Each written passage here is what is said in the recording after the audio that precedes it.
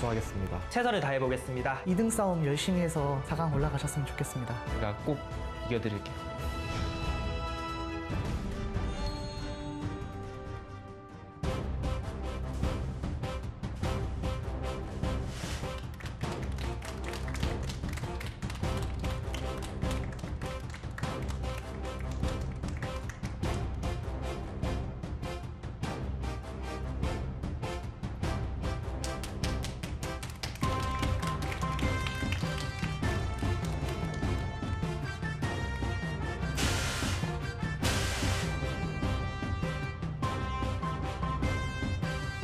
Welcome to 2017 Clash Royale Crown Championship Global Series Korea.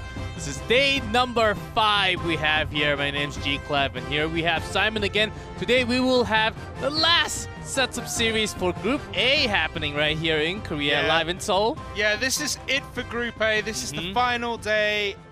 It's gonna be a good day. Anyone can go through apart from Hemosu. Apart from Hemosu, yes. Hemosu is already he out of the can contention. still go up to 3rd place. I mean, that's a possibility. Oh, so yeah. Of course. If he goes up to 3rd place, then Jungang has basically thrown away the biggest lead we've seen.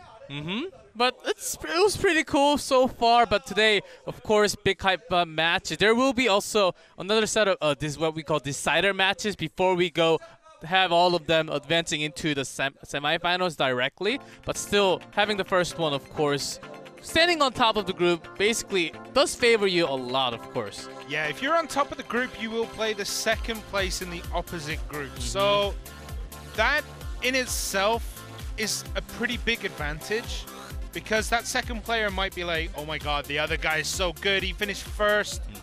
I don't think I'll be able to do it. Well, of course, also knowing what you can win with, of course, after handling so many different players. Of course, we do have overview, same exact rules. The winner gets 3 points, tie 1 point. We had our first tie last time, and loss, of course, you get 0. First you reveal the ban card. You have 3 minutes. We'll also go through that very soon. But here we as we go, we're about halfway through. I guess today's the day in the middle of the tournament. We still have lots more days to go through. Yeah, so there's 2 more days of group stages, today and then the next day, which will be Group B, and then we have the decider matches, the playoffs, and the final here in Seoul. That's going to be, of course, a lot more exciting matches. These are the standings, not the standing. These are the members of Group A and Group B. From top, 윤겔라, Jun, Jungang, Hemosu. I think they are actually sorted by rank. Is it correct? For Group A at least, yes. Yeah, Group A at least. Group B, again, is actually sorted by placement right now.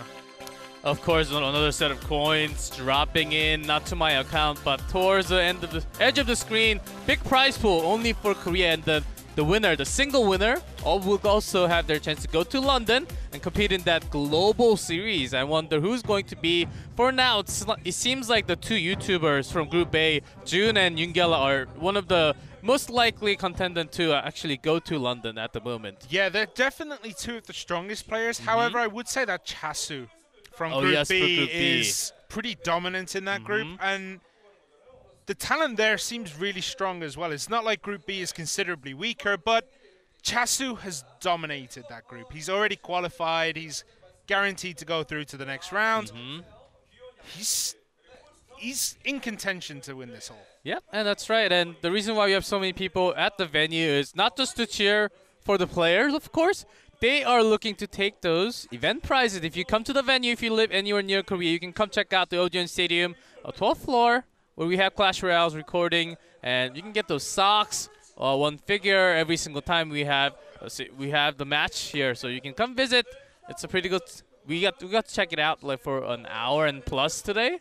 Yeah, those figures are pretty high quality. Like, I was tempted to have a bit of a 5-finger discount. Yeah, and we're going to take a look at today's matchup, as we have it may actually be quite over after match 2 and 3, but we do have to go through all of it. First of all, match number 1, Hemosu versus Jungang, and 2, Jun versus 윤겔라, 3rd, Hemasu versus Junggela, and the last one, Jun versus Jungang. So depending on the result, the last match may matter, may not matter at all.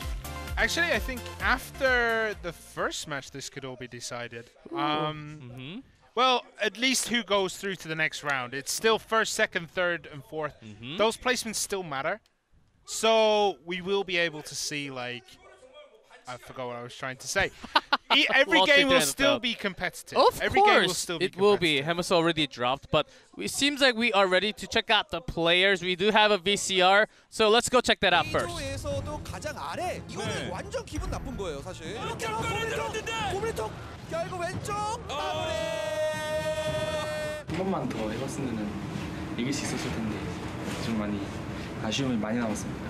중앙쪽 여기서 에릭스 640 노켓으로 마무리가 됩니다. 중앙지옥 선수가 결국 마지막 세트 잡아내면서 다음 경기 때도 조금 더 개선된 모습 보여드리도록 하겠습니다. 그거에 맞춰서 맞춤 덱을 꺼내야 될 것 같습니다.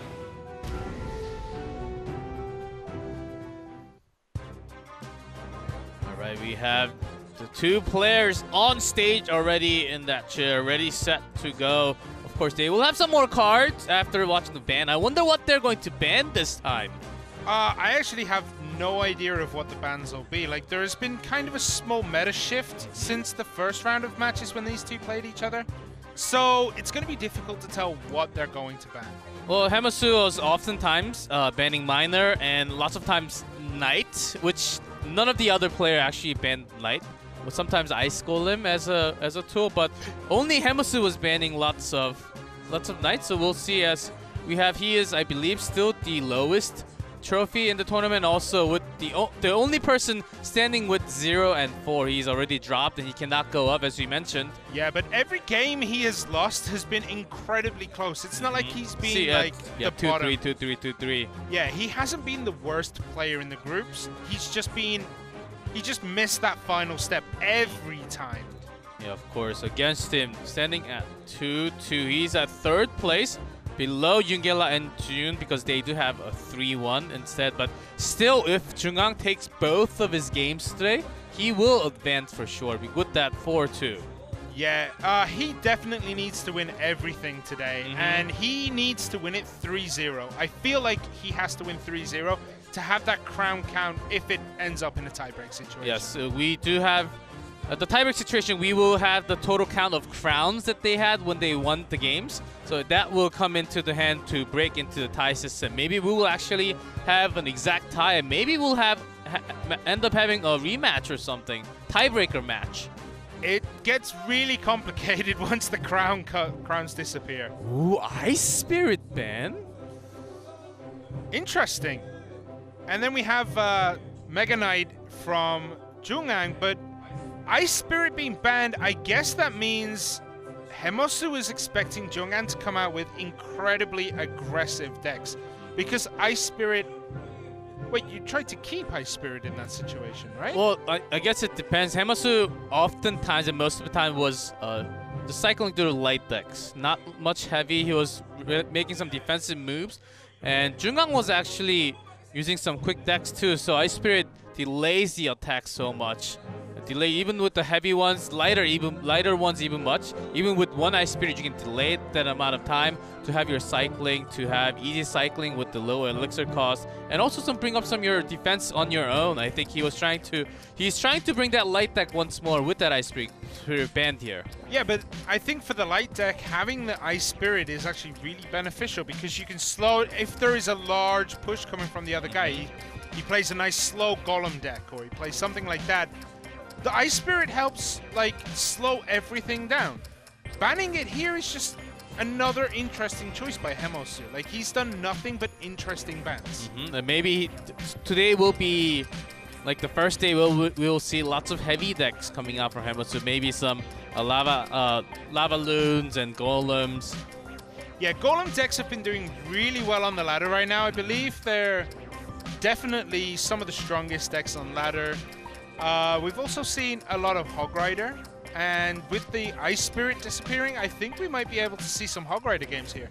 Ooh, look at that. I think he's just into the training, just checking out his deck, how it's working, the cycle works at the moment. or just also to just warm up your hands. Of course, one finger mistake will cost you the game in this competitive scene here. Yeah, we saw that last week, I think, with a misplaced poison that activated the Crown Towers. It wasn't the first one of the tournament. There were a few, I would say maximum of 3 over the last 4 days. So when you're nervous on screen, on stage with fans at the venue, it's not the same as you play the game on your bed, just laying down before you go to sleep, just playing one quick game. It's not the same. It is the same game. It is a similar rule. But once you have the nerve, the experience is quite different. Wait, you only play one game when you're lying in bed? Dude, I spend another hour lying there playing games. If I'm on a roll, I play continuously. Like, if I win a couple of times, I keep on winning a lot. But if I lose, they're like, okay, maybe time to go to sleep. And then I fall asleep pretty quickly, you know. So both these players just making final changes to their decks. We can assume that both players have an idea of what they were going to bring into the games. I don't think Mega Knight would appear very often in Hemosu's decks. Jungang was using lots of graveyards, so maybe we'll just have lots of graveyards coming out again. I'm pretty sure Hemosu, if he did his homework, he's expecting the graveyard to come in. So something like Mega Minions, even the bats, I think will come in very handy to take care of all the graveyard cards. Yeah, he's definitely a player that did his research on his opponents. Like, he's gone 2-3, 2-3, 2-3, and then 1-3. Like, he's not playing terribly. So, and I think he even said, I'm researching my players. I know the statistics. I know what they're going to be playing. I just think that last final step is a bit of nerves. And if he can overcome it today, he can throw a complete spanner in the works for everyone else. And for Hemosu, he has no pressure. I mean, he can still go up to 3rd place, but he's not going to advance. So nothing to lose for Hemosu, but a lot to lose for Jungang when he has the chances. And we have game 1 ready for you guys. Let's jump right in. Hemosu versus Jungang. Game number 1.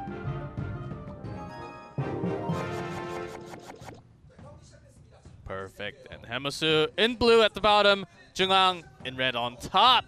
As level 9s, same exact fair match, but the decks will be different. Yeah, so Princess comes out there for Hemosu, and the Tombstone comes out for Jungang.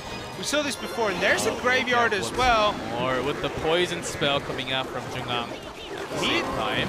Hemosu drops the log, but it's taken quite a bit of damage from those spells and didn't get much in return. A Bandit and Goblin Barrel coming down at the same time, but he activates the King Tower. Nicely done. Maybe after watching that poison spell, maybe he doesn't have a tornado, and he had that in his hand. And here comes the Knight, which Hemosu has been banning against lots of his opponents, but that's available in this game from Ice Spirit ban. Yeah, it's interesting that just before we got into this match, you mentioned that Hemosu has 0 pressure coming into these games. We might be able to see some more creativity from him and see some cards that we haven't seen much. Like, even the Bandit we've barely seen in this tournament, because day 1 it came out but didn't really do much. So he's hoping now those Bandits can come out and do a lot of work for him. But the Ice Wizard connects with the tower, dropping it down to 1,400. Yeah, Ice Wizard does not do too much damage, but still, if you can slow the attack down. What a log there. That was just he has beautiful. So many available. Even the King Tower's activated, the Tornado, Poison against the barrel. I mean, looked like Hemosu there was trying for a counterattack, but just ran into a Prince. Just not good for him. Manages to mitigate some of the damage on that graveyard spell, but still his tower is down to just under 1,000. Yeah, I use lots of bandits, and if there is a knight on from the other side, it's really hard to get the charge off to the tower, because that knight, small cost, only 3 cost, will be dropping every single time to cancel that charge. Yeah, there's so many tools for Jungang to stop those charges too. We have the Ice Wizard, the Prince, even the Tornado, the Tombstone. I mean, there's so many things to stop it. There we go. Tombstone stops the charge. Does get 1 charge into the tower though. It's quite useful. Yeah, that was because Princess took out all the death skeletons that came out right after. But the graveyard is the biggest problem. Electro Wizard doing what he can. But after a poison, he's going to be going down that. Along with that, but here comes the rocket. He wants to do the damage. The biggest problem at the moment is the King Tower. Yeah, I mean, just connecting for Jungang seems to be really difficult here, especially with that King Tower active. Like, no matter what he's throwing out, he's getting stopped by Jungang. even without the King Tower, I think the log was perfect every single time, most of the time. And Graveyard will take care of the most of the damage as another poisonous drop. Seems like this tower is going down for sure. Yeah, there we go. Game 1. Just brilliant strategy. He kept with the same deck. He had that very, I believe not the exactly same, but a very similar deck before using Tornado, Log, Graveyard, Poison. He had that before. Ice Spirit Band was a little bit odd coming in from Hemasu, but still just keeping up. It's only 1-0, best of 5. Still, he's got the chance to. He'll also get a minute, some more time to fix on his mistake from game number 1. Yeah, so the 1 minute, I think Hemasu is just going to try and do something a little bit different, or at least I hope he does, because that deck seemed to lack a good finisher. It didn't really have much in the way of, like, a win condition. It just didn't seem to have a win condition. I think he was trying to do some chip damage with the barrel and just finish off with the rocket, which worked terribly against all the spells and the logs. Barrel did, I'm guessing, close to 0 damage. Log was there every single time. Jungang was just ready for that counter defense at the perfect timing. I believe he was just holding into the spell because if you know there's a barrel coming out, you always hold that spell to counter that attack. If you, of course, the offense is a very, very important factor to get the tower down to win. But if you cannot win, you have to at least have your spell to defend, to tie it up at least. Yeah, it felt very much like a ladder deck and not a tournament deck, if that makes sense. Like, as a ladder deck, that would probably work in 8 games out of 10. Those other 2 games you lose, that's fine. Like, you're going to be climbing up the ladder. But in a tournament setting, those kind of decks just aren't going to work as well because these players have seen it a million times. They know how to deal with it. The minute is already up. Let's see. Well, Jungang oftentimes he kept his same deck when he was winning, and he had his momentum going in the series. And I think Hemasu needs to change a little bit going into game number 2. We are ready. Let's jump right into the arena.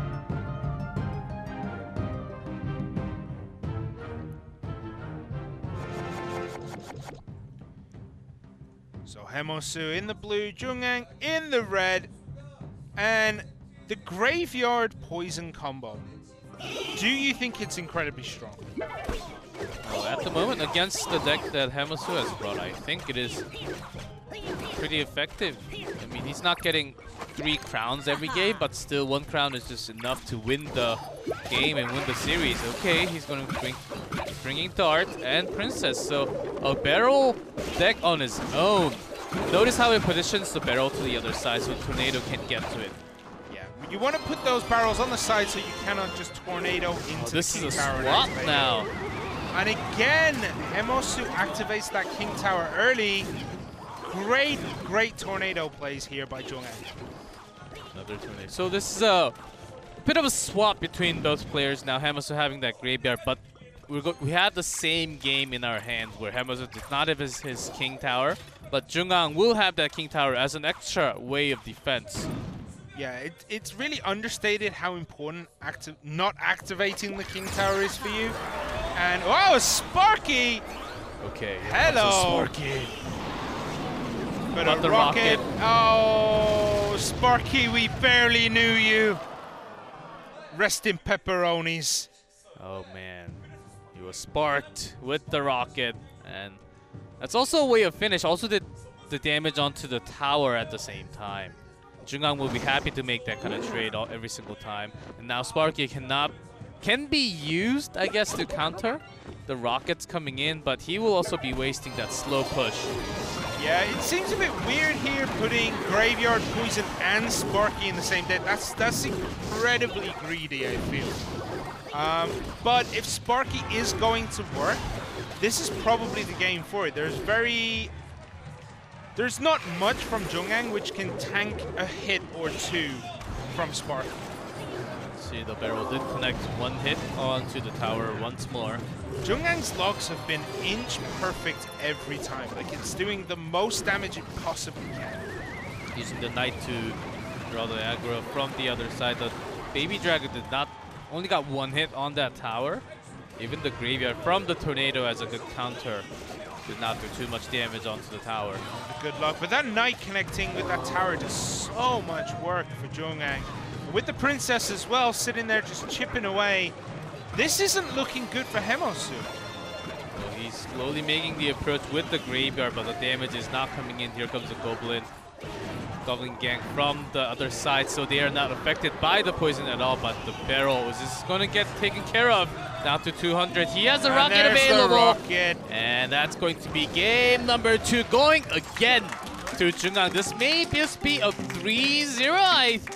I have this feeling coming, Simon. Yeah, well, Jungang needs a 3-0 here, but I feel if he wants to be in the running for the second place, he needs to be taking 3 crowns. He should aim now to be as aggressive as possible to try and get as many crowns as possible. Yep, and Jungang just taking the series. Hemosu just not knowing the answer against what to do every single time when Jungang.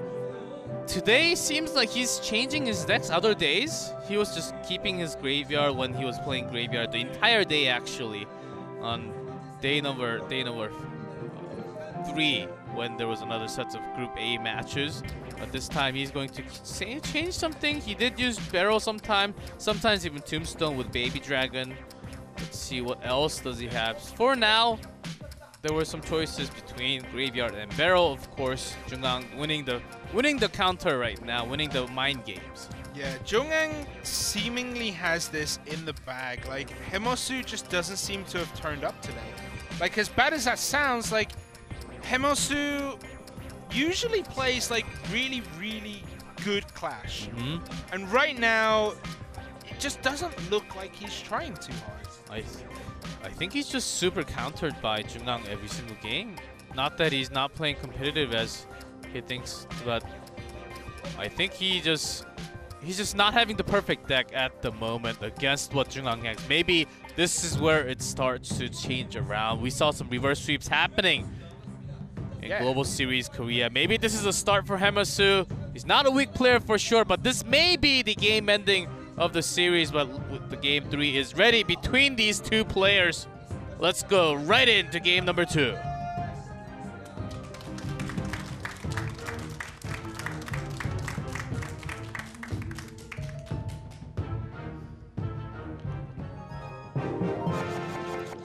Bum bum.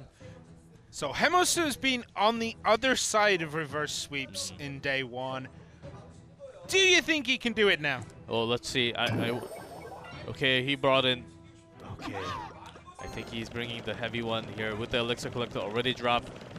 Mega Minion, I think it's a pretty good counter against the heavy ground units if he's going for ground. A Night Witch too. We haven't seen too much of the Night Witch in the Global Series Korea. He actually brought a Lava Hound for himself, which I was expecting. But gets pulled onto that Elixir Collector. I feel like the positioning there should have been a little bit more to the left, making sure that he connects with the tower. Like, this feels a bit of a waste here.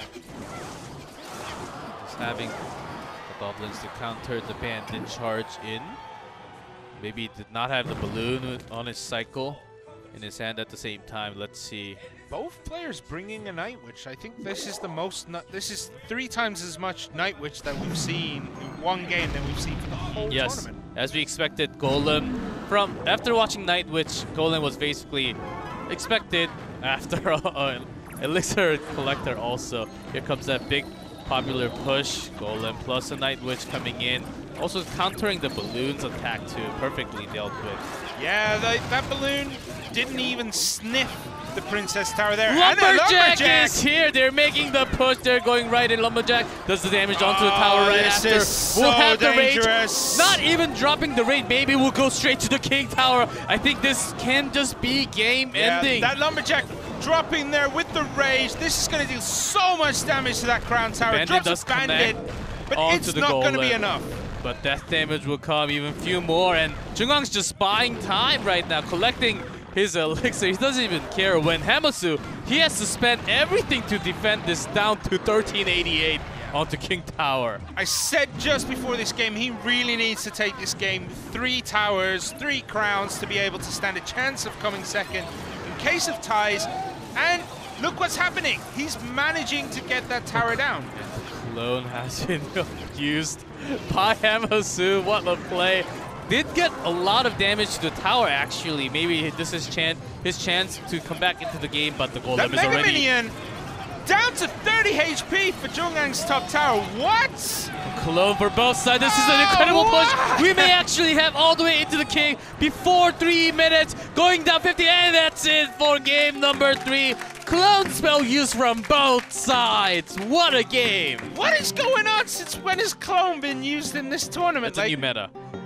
It's a new... It's gonna be a new trend.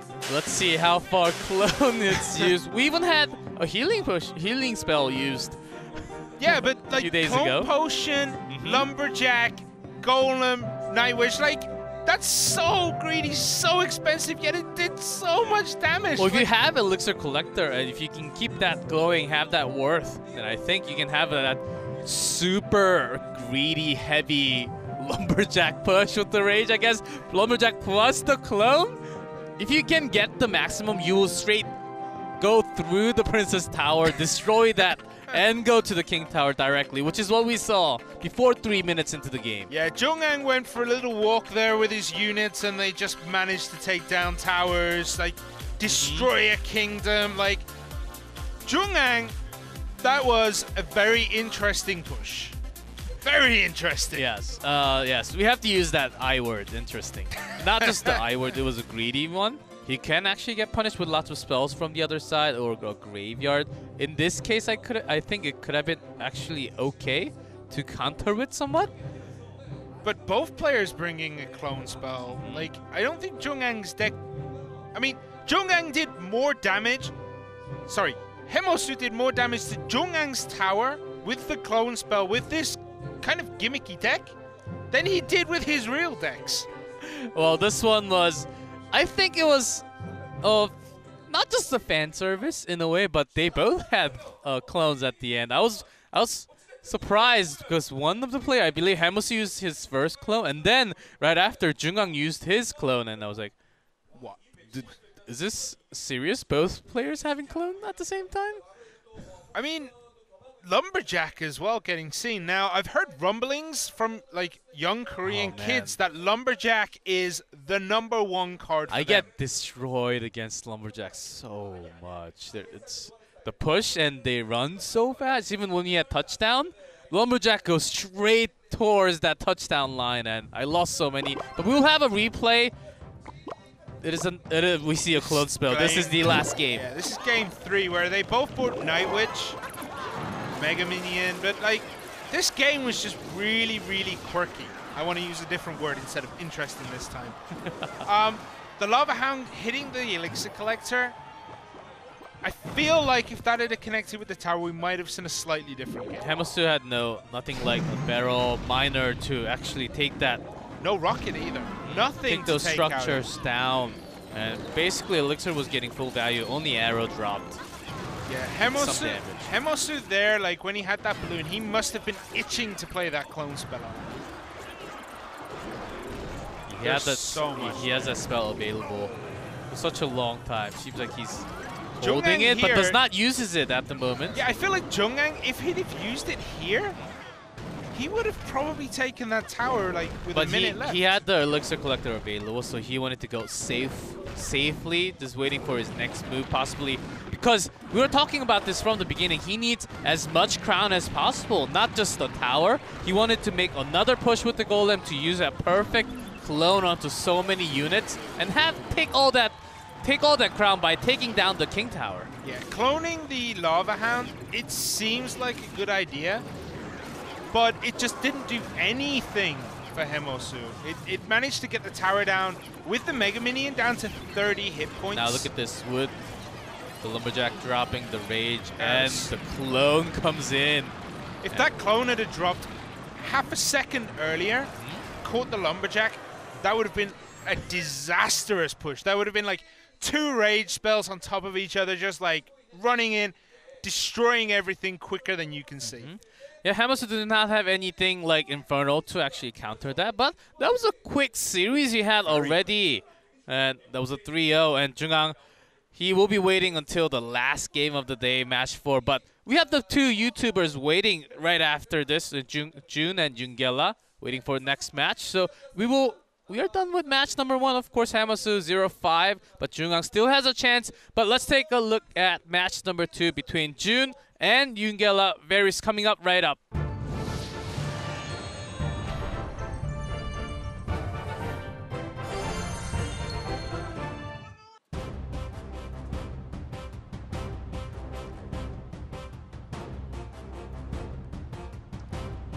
And we are ready to go into match number 2 as we have both the popular Korean YouTubers Jun and Yungela on the stage. We're talking about this during the break as how Jun looks like a panda. I think I said it in the last one. Like when he's wearing that white, he looks like a cute little panda, Yes. and I kind of want to take him home.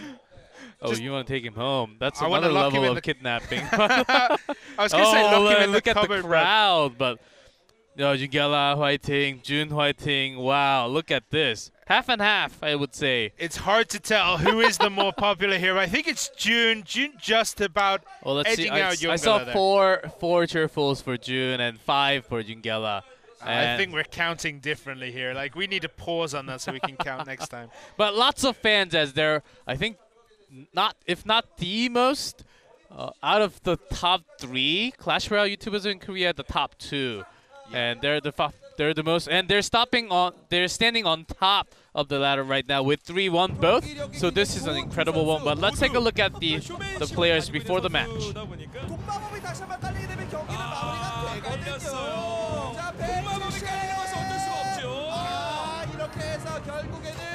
이거 너무 세게 들어오는데요. 이건 너무 아픈데요. 이게 뭡니까? 이건 질 수가 없다. 네, 윤겔라. 오른쪽. 윤겔라. 어떤 덱이 들고 나와도 이길 수 있는 덱을 한번 준비해 보겠습니다. 오늘 꼭 복수할 수 있도록 하겠습니다.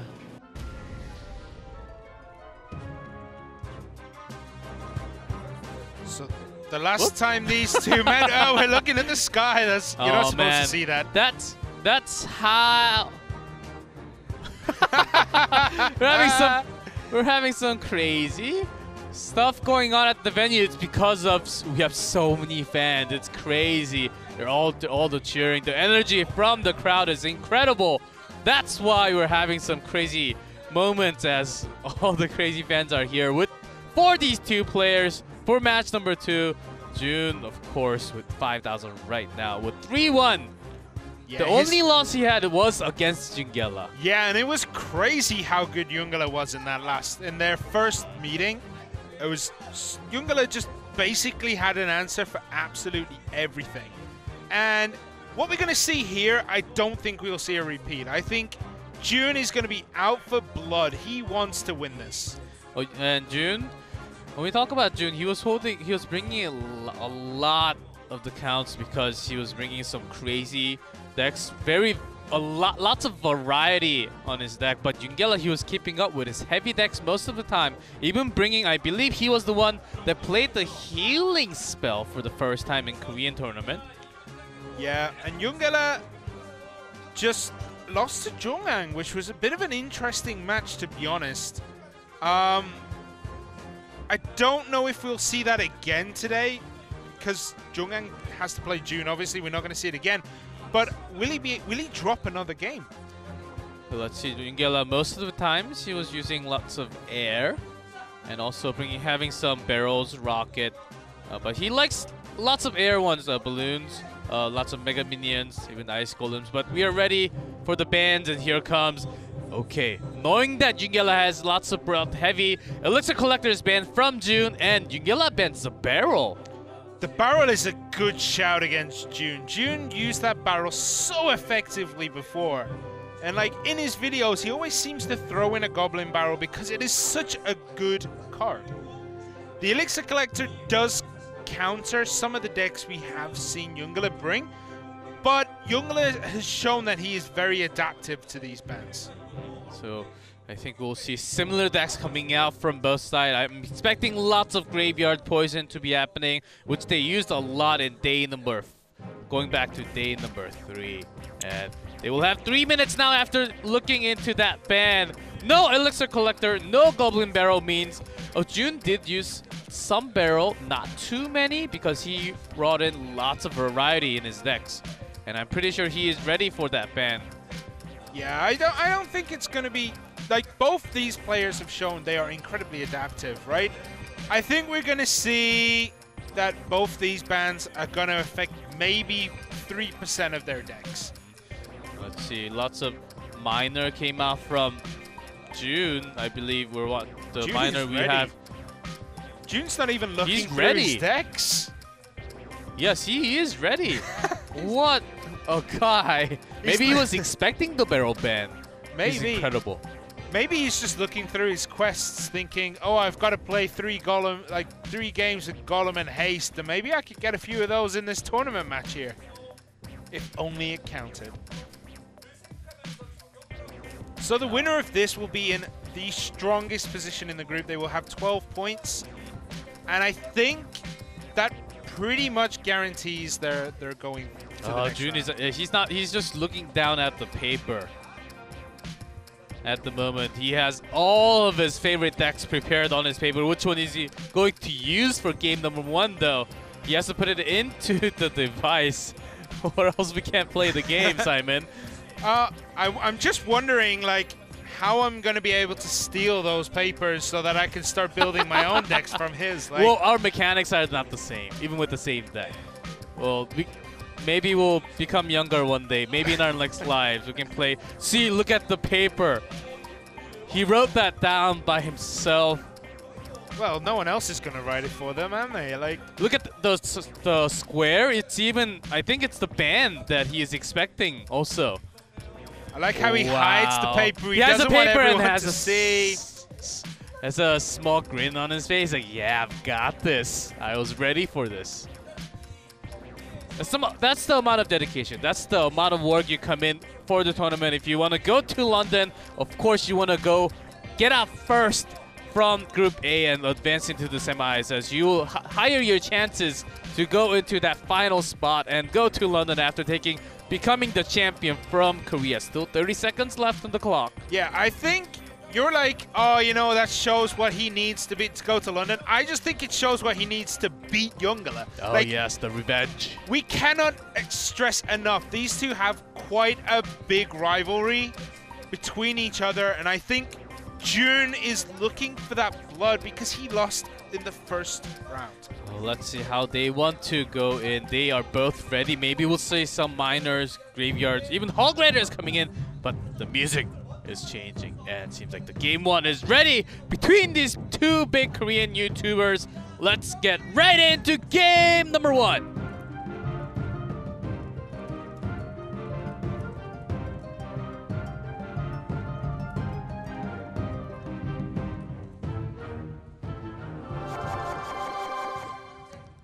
June in blue in the bottom, and Yungela on top in red.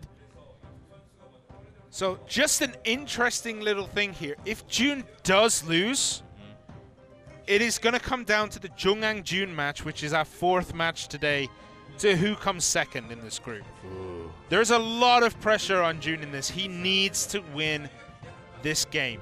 Yeah, this game for sure. As Yungela also looking for that top place spot. They're both just waiting for the first card to be dropped to counter against each other. I wonder what it's going to be.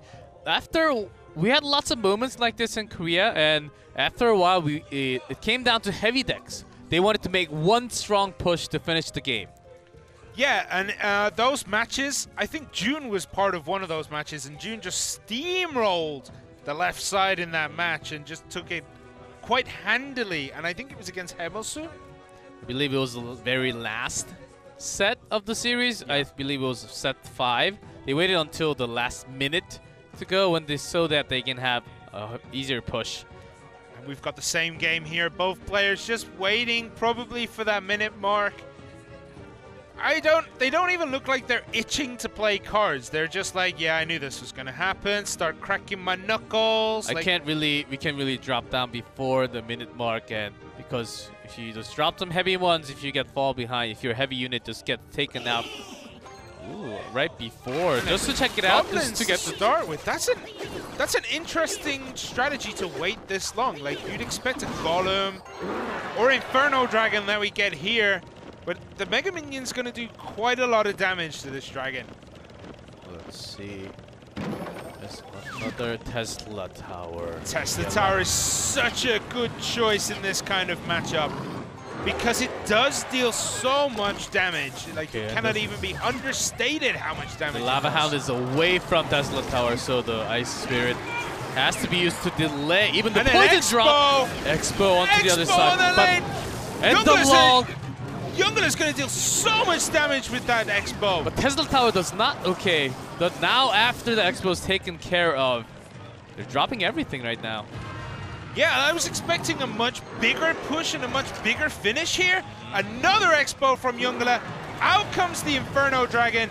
Archers to take care of it. The Lava Hound from June coming up the side. It's going to take a while to reach the tower, but everything's cleaned up.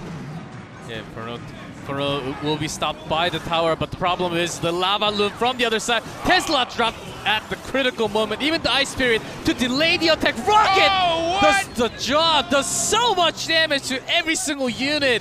This is an intense game what we have here. Yeah, Youngula using that rocket there is incredibly dangerous. Like, that 6 elixir cost there is quite heavy. So after knowing that June wants to go with the momentum, he even has to use whoa, that's gonna go down. It's so close. That Expo will do so much damage, and even the Ice 62. But the Mega Minion is on the line, and the rocket is going in. The race is there for Youngella. Takes game number 1 like that. What a game! So, like 2 minutes of waiting, and then it was a 2-minute of non-stop double elixir action. What did we witness there? The Expo, he dropped down the balloon, but the Expo, if you leave that alone. Also, Expo has a pretty big hit point, as I do like to play Expo myself too. The balloon is slow. It took a long time. Expo actually did more than close to 500 damage alone before going down. The Ice Golem doesn't really do any damage to the tower. It was all Expo there. Yeah, the Expo did so much work every time it came down. He didn't have anything really to put in front of it to block the shots. And it dealt so much damage. Yeah, the fan, he says, June, Youngella, I don't know which one to root for. I guess he's a fan of both players on the stage.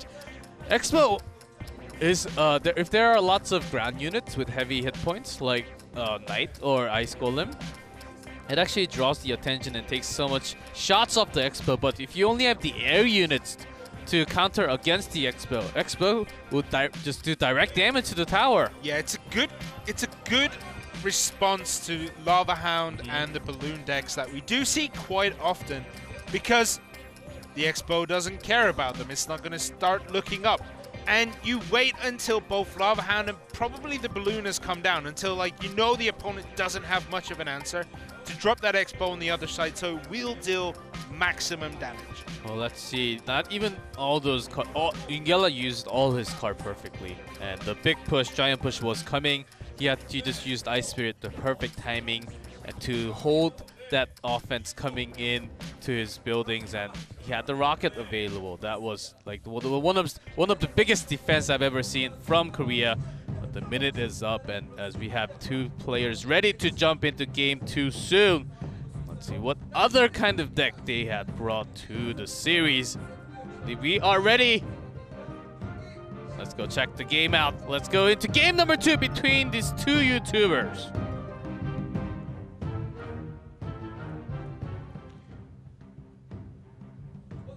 If this comes down to crowns, I'm just trying to work it out now. If June doesn't really get any crowns here, Jungang is going to be ahead in crown count. And that's really, really dangerous in case of a draw in that final match. So both Ice Spirits just getting knocked out, like, as happy as they are, jumping into death. They're quick though. They're small, they're light, but they're quick. They will freeze you up. And they're super happy, which is the most important part. And they're just having the cycle. I think they're just looking towards that 1 minute mark to have the elixir. Yeah, but both players having the Ice Spirit here, maybe they're both playing the same deck. We get archers dropping down from both sides again. It looks like we're going to have a mirror matchup. Oh, well, we do have mirror going on as an event right now, but I don't. This is not the same as. We have two cards the same. Okay, let's see how close they are in the mirror matchup. Did we make sure that the settings were set correctly in this game and we didn't load up a mirror match? Because it looks like it. Well, let's see how close they can actually come out. They drop down the low ones because so they can have the maximum push with the heavy units later on. I think they wanted that perfect hand to push in at a minute mark. Yeah, it's that magic minute mark where the double elixir starts, where things start to get very crazy. When we wait just drop so down long. everything. Yeah, play all the cards at the same time. Yes. Archer, I'm expecting some heavy ones to push in the... Archer was actually paired up with Expo last time from YUNGELLA. Maybe he kept his same deck, having Expo once more. And maybe June just copied the deck after the game. He's like, yeah, I can try that. Let's see, 4 seconds. Here comes the big attack. There's the Expo Expo from June. It will do direct damage to the tower. It's in range. Mega Minion and Tesla coming down, but that's not... Oh, whoa! That is a great answer to the Expo, but still that Expo deals so much damage. And you get another Expo. Rocket comes down to take it out almost instantly, though. And the Ice Golem tanking some of that hits. YUNGELLA is in bad shape right now. And we knew Expo was going to be a factor when we saw the archers coming in. But the Tesla Tower tanked some damage. But in terms of damage, Expo did so much more damage to YUNGELLA's tower. So he has to drop down his own drop down the Ice Golem to take the damage instead of the tower. Even the Mega Minion is pushing towards the bottom. But that is a dangerous Expo there from YUNGELLA. There isn't much here to tank it. The Ice Golem is going to try and do as much work as possible, but it gets hit with a log, and June's log missed the Expo there, or at least it looked like it, but the Mega Minion handled it. Well, Mega Minion, well, he knew that something would be there to counter it. Here's a rocket. Once more, we have quite a mirror here, as June also has one more card when YUNGELLA already dropped down his Tesla. Yeah, I don't know what that card could be, but the rockets are flying absolutely everywhere. They're trying to make sure these Expos don't get planted and don't lock onto the towers, because if it does, it could mean the end of the game. Yeah, when it comes down to these kind of cycles, the Expo, how to counter against it, the cycle is crazy important. Make sure you have at least one ground unit to take the hits from the Expo, because Expo will do direct damage to the towers. Just to have that when Expo is dropped, it is important. Sometimes when you don't, then you have to use the rocket. I thought that was good timing, but YUNGELLA does have an answer again with that rocket and the ice. And we're even. 2 more minutes to go until we have possibly one more draw in the second draw in the tournament. So, interesting choice there. YUNGELLA tries for a little bit more defense with the Tesla Tower in his deck. June instead goes for a bit more cycle with the Goblins, trying to make sure that Expo does get out again and again and again and again. Notice how YUNGELLA positions Expo in the middle. It's connected. It's connecting because all the air units are the only ones. No! He doesn't have anything at the moment. Where's no rocket. the rocket? No rocket. No damage. That did like 1,000 damage onto the tower. Straight. That's the power of Expo. But when you have the YUNGELLA log. answers perfectly. Close down to 37. 37. A log will take care of it. June will take game number 2. This is a person I was saying before. June, YUNGELLA, I don't know which one to root for, but we are tied up in the series. What a game. Anything you can do, I can do better seems to be June's motto in life. What is going on here? That was an insane game number 2. We had an insane game number 1. What are we watching here? Jun was waiting for that cycling, as YUNGELLA just says, that was a good game for sure. And even if you lose, and there are good games, most of the games that we play, of course, are good games. And these kinds of games are intense. Even you have like the same exact deck. Well, YUNGELLA had Tesla instead, but after using few of those Tesla, he realized, oh, it's not really too effective. I think dropping down the Expo or some other units actually better. So after dropping down the first initial one, he never dropped down anymore. Yeah, and the goblins from June help cycle the deck a little bit more, making sure that you do have a full hand of useful cards. I think maybe their Yungela was held back by the Tesla being in his hand most of the game. Like, he didn't have as many cards to choose from.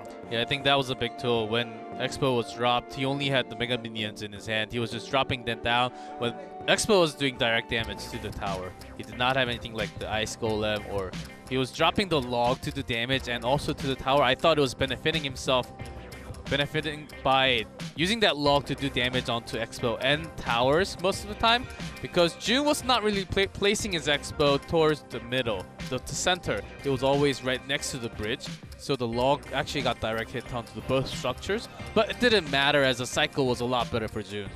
Yeah, the cycle for June was just way too powerful there for Yungela to overcome. Do you think we're going to see another 2-minute waiting game here? Well, let's see. I think this is what we had from having Elixir Collector banned. If we had that from the beginning, we'll probably have collectors being dropped down, waiting for that big worth from the collector to have all your collectors maybe dropping down some golems, lava hounds from the beginning of the game. But with that banned out from the series here, I think they are waiting for the minute mark, as they're just waiting for the next move of their opponent. Let's see if they changed anything. They got their time to change their deck, and timer is up, as you see on the screen, but game 3 is ready. It is tied up between June and Yungela. Let's go right into game number 3.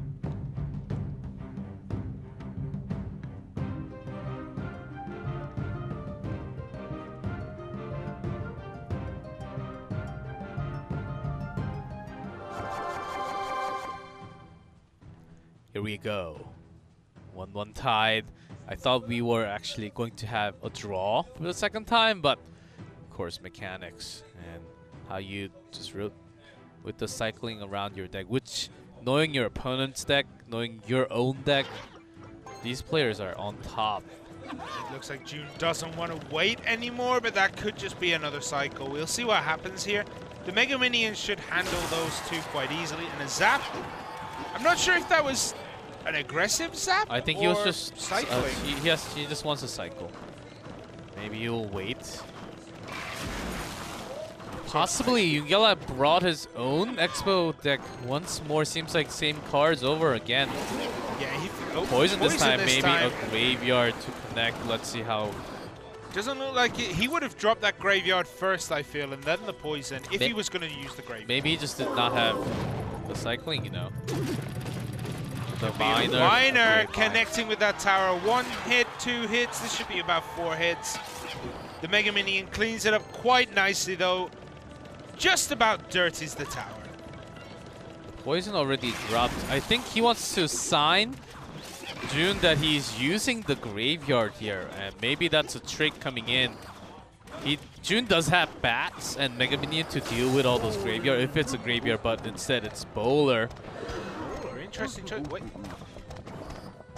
Mega Knight coming down there. I got a bit confused and I thought that was on the ban list, but that was game number 1.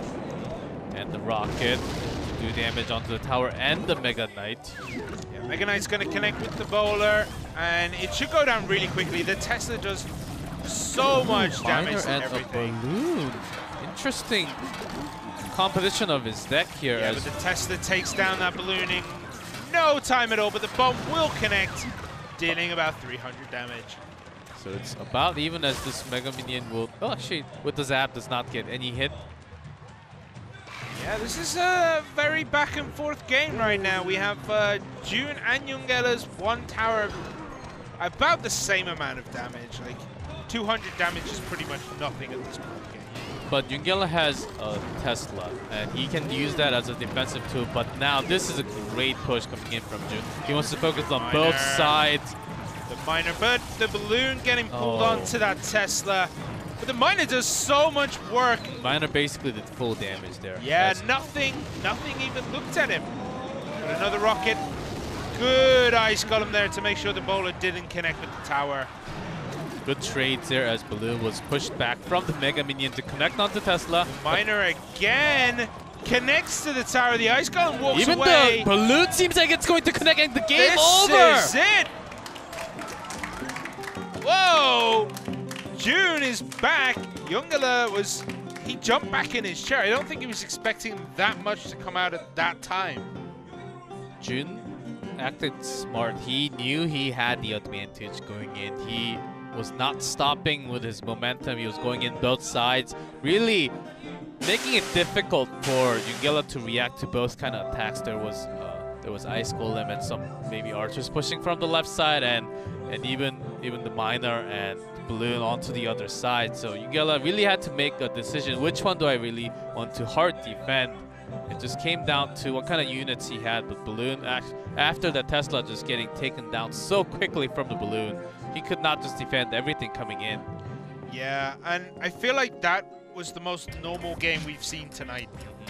And the Miner was just so powerful there from June. It did so much damage. And Youngela never even tried to defend it twice. Like, it got full damage 2 times. Yeah, the Balloon was just incredible. I did not expect another Balloon to push in because we saw a Miner and also the Mega Knight, and I initially thought, okay, this is a pretty good strong push. You can have the Mega Knight and maybe a Miner on the same side or the other side to do some chip damage, small damage amount, but he also had the Balloon, which was a quite greedy move. Youngela did not have too much. Tesla was not too effective, I think, against the Balloon here. No, I disagree. I think the Tesla was a really good choice. It dealt so much damage to the Balloon when it had the chance to. When it connects, it's 4 or 5 hits, I think, from a Tesla that takes it down. That's just before it gets into range of the tower. Of course, having that kind of structure to take the attention away from the lane and also taking the attention from direct hit to the tower was somewhat important, but still that was not enough. And maybe it's time for Youngela to change his deck and not having the Tesla tower once more. Maybe let's see if that card brings it back for himself, as he is down 1-2 in this series. June leading with a 2-1, and we are ready to jump into game number 4. If June takes this, he takes the series and he will go directly to the top of Group A. Let's get into game number 4.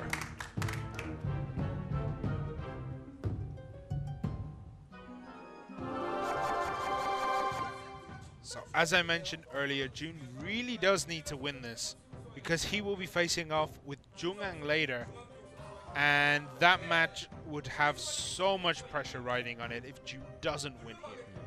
And also because Jungang took so much crowns in game match number 1. If June loses this, and actually, well, even with the 2 wins, he's only 1 crown ahead of Jungang. Even though he has a 3-1 win ratio right now. Like, Youngela has a lot of crowns compared to June. also, yeah. Also, you do have to consider about a draw, the tie situation here, as that's where the crown count really matters in. But still, both players once again in this game number 4, set number 4, waiting for that perfect minute mark. A zap, and that was interesting. I guess June just doesn't want the zap in his hand right now, because the tower could have handled that itself. Archers again. It looks like Youngela's playing the same deck. Giants coming out here from June. Okay, I think this is like the second giant we saw from Korea. Expo once from more. Youngela, but there's so much in front of it, and the Lumberjack again. Lumberjack's actually a pretty good counter, I would say, if you want to take down the Expo and make the attack at the same time. And a Night Witch as well. Like, this is kind of bursted onto the scene within the last few days, like the Lumberjack usage. We haven't seen a single young Lumberjack until today, and we've seen 2. Lumberjack, Giant, Miner.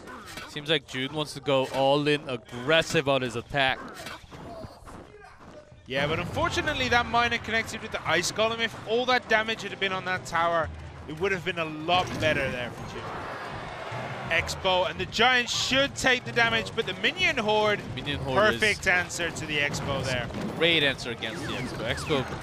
Expo falls in 2 seconds. Another set of minions comes for the Tesla tower, but the Lumberjack is doing direct damage to the tower. If you leave the Lumberjack to do damage, he actually does so much damage. Yeah, that's insane. Like when the kids I was talking to said that Lumberjack is like a great card, I kind of laughed at them and said like, no, I haven't seen it at all. But it is doing work today. Yungella's Expo is hard counter against all the poison spells. Look at the poison spells dropping down for Jun. He wants to make this push. And he wants to end this now. Jun has Giant, Lumberjack. So many answers to enter against the Expo. Even the Minion Horde. Basically everything that he has is a counter card against the Expo. Yeah, the Minion Horde counters the Expo so hard it's not even funny. If you have something like a Princess or some good AoE anti-air, it's really good. Yeah, Baby Dragon is a good answer as well, as long as the Baby Dragon doesn't get targeted. The Miner there connects onto the tower. A Mega Minion will take it out though. It's kind of hard to see who's going to break this deadlock. There is a deadlock here in this middle part of the map, and it's hard to see who's going to break it first. Well, let's Night Witch. Expo again coming to take out. Even has to drop the poison spell to deal with the Expo, but doing direct damage now. The Expo has connected though. Oh, good zap from Jun to make sure that it retargeted the Miner. Perfect choice there on the zap. This is an intense game that we have here. As we have another Giant slowly approaching. I think he wants to stress that he's going towards the right and maybe just use the Miner onto the left side. See the Miner going to come in on the left-hand side, but Minions. That's exactly what he's going to do. And the Tesla place there, that should just about defend it. Lumber. Oh, it was so close to connecting there. I think one hit would have done it. And here comes Expo once more. Giant dropped for the target from the Expo, but the Miner is going to come in on that left side. So YunGela does have the Tesla in waiting. But here comes a poison, will do so much damage over time. Might put the tower into zap range as well, just about. Oh, it's just out. More than two, I believe here. And he's getting close. A single Miner along with a zap should be enough to end the game, but the defense has to be there before that. Yeah, but I think this defense is inch perfect. There it goes. Poison as well. Poison even activated a King Tower. Does not matter. Poison will finish the game and the series. Jun takes the revenge against YunGela with a 3-1 today. Yeah, but unfortunately, I think he didn't take enough crowns to properly secure a place for himself. Every game he's won has been 1 crown, 1 crown, 1 crown. So even though he's won, he needs more crowns in his next game. Let's see. I think it really goes till the end of today, as Jungang already secured a win. We'll have a match 3 very soon with YunGela again for match number 3 against Hemosu. Yeah, and YunGela basically has to win. He is already tied up with Jungang here. Of course, with more crown counts. Yeah, it's gonna be down to the wire here. Like Hemosu and YunGela will be a good game. After these games, I am thrilled and excited to what's going to happen in group number A. Of course, Hemosu is already out, but these 3 are neck and neck as they still have a good chance of advancing from group A. Yeah, so Jungang and YunGela both have 9 points, with Jun with 12. YunGela has to face Hemosu next, and then Jun has to face Jungang. So Jun could hold YunGela's fate in his own hands. Oh man, as Jungang's just watching this probably from the backstage or even in the venue, I'm pretty sure he's trying to do some research and make the perfect deck against Jun right now to win that match number 4. But that comes down to a 3-1. What a crazy play. When we have these players on the stage, we see lots of waiting for that perfect cycling to have the heavy push, the quicker push at the last minute. Yeah. really June really playing his mechanics correctly, having perfect defenses. The Expo, keeping with the Expo for all the time, not all the games, but most of the games today, I think it bit him at the end actually for Yungela. Yeah, I think Yungela should have been a bit more aggressive in these games. He played the defense just way too much. The waiting game really didn't help him out in these games. Yeah, Expos. This was the last game, the fourth, set number 4, game number 4. And we see the waiting game again, like, they could just speed this up a little bit, but it kind of breaks here when June plays the Giant. There's the Expo. And Minion is dealing with that.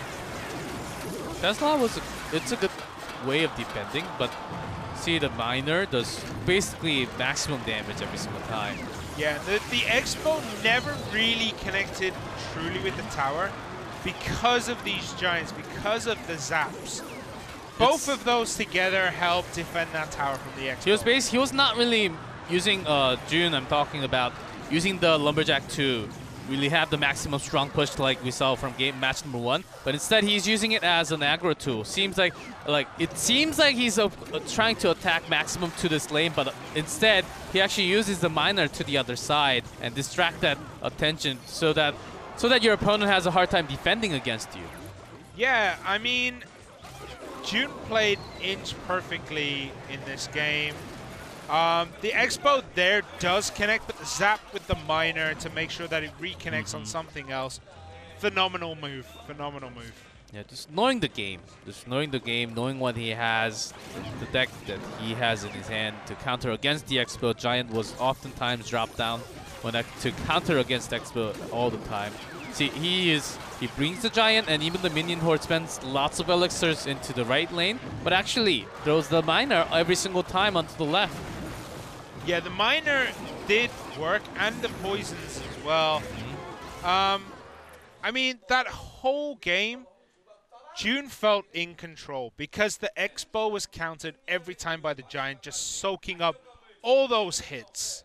Even when Expo got some damage to the tower, even the Minion and the Minion Horde was basically enough to counter that also. So with that, we'll have 3-1, and June will take the series. But after a short commercial break, we will be back with match number 3 between Hamosu and Yungela. So stick on, do not go anywhere. We'll be back very soon after this commercial break.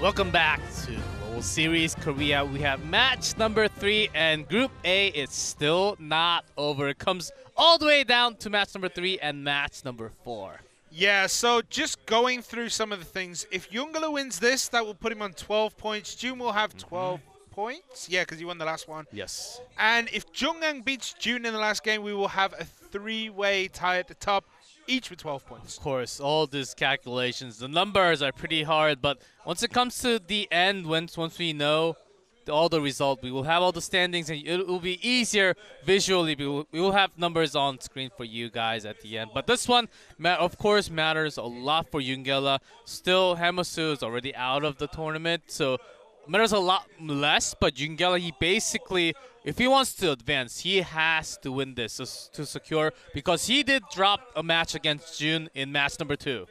Yeah, and I think Yuнгela, if he loses to Haemosu and be the only person who Haemosu beats, that would be a big hit to his confidence, as well as his chance in this tournament. Like, it'd be just, it'd be the worst thing possible for Yuнгela. Yep, we do have a VCR ready for you guys, so go check that out.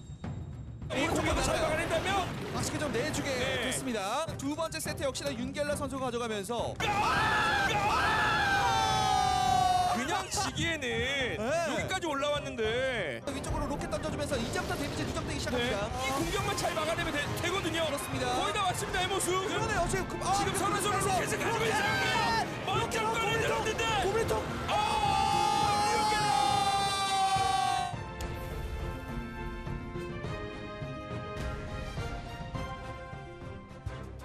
I think that's pretty hilarious where Hamas is just on fire. I mean, the last time these two met, those games were incredibly tense. As we saw that and heard from the Korean casters, the emotions, like, nobody really knew what was going to happen. Super exciting games. But Yuнгela walked away the winner. Haemosu doesn't deserve a 0-5. I'm going to be honest, he deserves to win at least one game. It was very close. He had lots of 2-3s. I mean, his games were basically lost at the last result. Maybe a single tick away, single spell away most of the time. And we still have lots of... Oh, there's a cool fan dude with a Chicago hat there, but here we go. Throwing out the bowls. Bulls. Haemosu, of course. Lots of losses. No win at all. Lots of 2-3s. 3 2-3s here. Yeah, he only got a 0-3 against Jungwon, which is weird in itself, as Jungwon was not the strongest on the first day. Like, Jungwon's recovery came on day 2 for this group.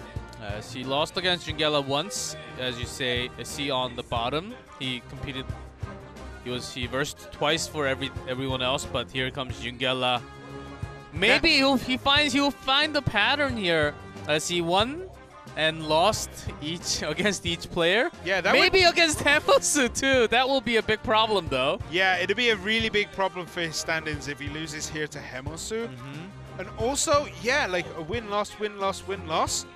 That's really bad for his chances. Like, it's a pattern, and I like patterns. I majored in math. Never mind, I don't like math. He started this group number 1, and it is possible that he will finish this group 3rd. That's a big drop for someone of Yuнгela's. The way Yuнгela has been playing, that would be a massive drop for him. But that is true. But let's see the ban. Archer ban. Hog Rider ban. Interesting Archer for the ban. Archers. I think, okay, it does make sense here. After watching all the Expo deck, he basically had all the Archer available. If you just have Archer and Ice Spirit as your tool to defend your Expo, you can't really do too much. There are also other ways. Sometimes you use Ice Wizard or Electro Wizard, even some Princess to have a defensive tool along with your Expo. But Archer ban, okay. Maybe he just wanted to see pink-haired waifu on the big screen. Maybe he just wanted to see the Archer on the big screen behind him in nice quality, you know? Definitely possible. Well, that's... But the Hog Rider ban, I don't think has the same reason. Haemosu did play Hog Rider a few times at the day number 1, I believe, just once or twice. It was not too effective, but Hamasu does like to play Hog Rider a lot, so I think that really comes in handy as a ban. But what kind of decks do you think we'll see after these bans coming out? I don't think we'll see YNGELA bring the Expo deck this time, especially with the archers being removed. I think probably the heavier golem decks using the elixir collector this time could be really good, and I think we'd see Hamasu just bring. Actually, I don't think he has an idea of what to bring because everything he's bringing fails at the last second, right? Maybe he's thinking of Expo counter himself with another Expo by banning the archer, bringing some wizard to delay the attacks to have protection for your own Expo. I feel like he does need something that's a bit different. He has nothing to lose by playing something that's different, right? He was using lots of barrels, graveyard poison, even with Sparky, and clone spell used game number 3 and match number 1 today. So he definitely brought lots of variety into the tournament for Group A, of course, standing in the bottom right now, but can't affect the entire standings, of course. And it matters a lot for YNGELA as he's looking to climb up there after a big loss against Soon. It was a 1-3. With Hog Rider ban, seems like we'll see lots of graveyard, also barrels coming out. Yeah, that's usually the replacement. I think usually you will replace a Hog Rider with a barrel. Maybe a Lumberjack. A Lumberjack. Again. A Lumberjack? I mean, for some reason, I don't like the Lumberjack. But it did so much work today. I feel like he might be used instead of the Hog Rider. That's actually a really good choice. Oh, and we are ready. The time is up. The 3 minutes up. And the decks are ready. And these two players are ready as Hamasu versus YNGELA jump into game number 1.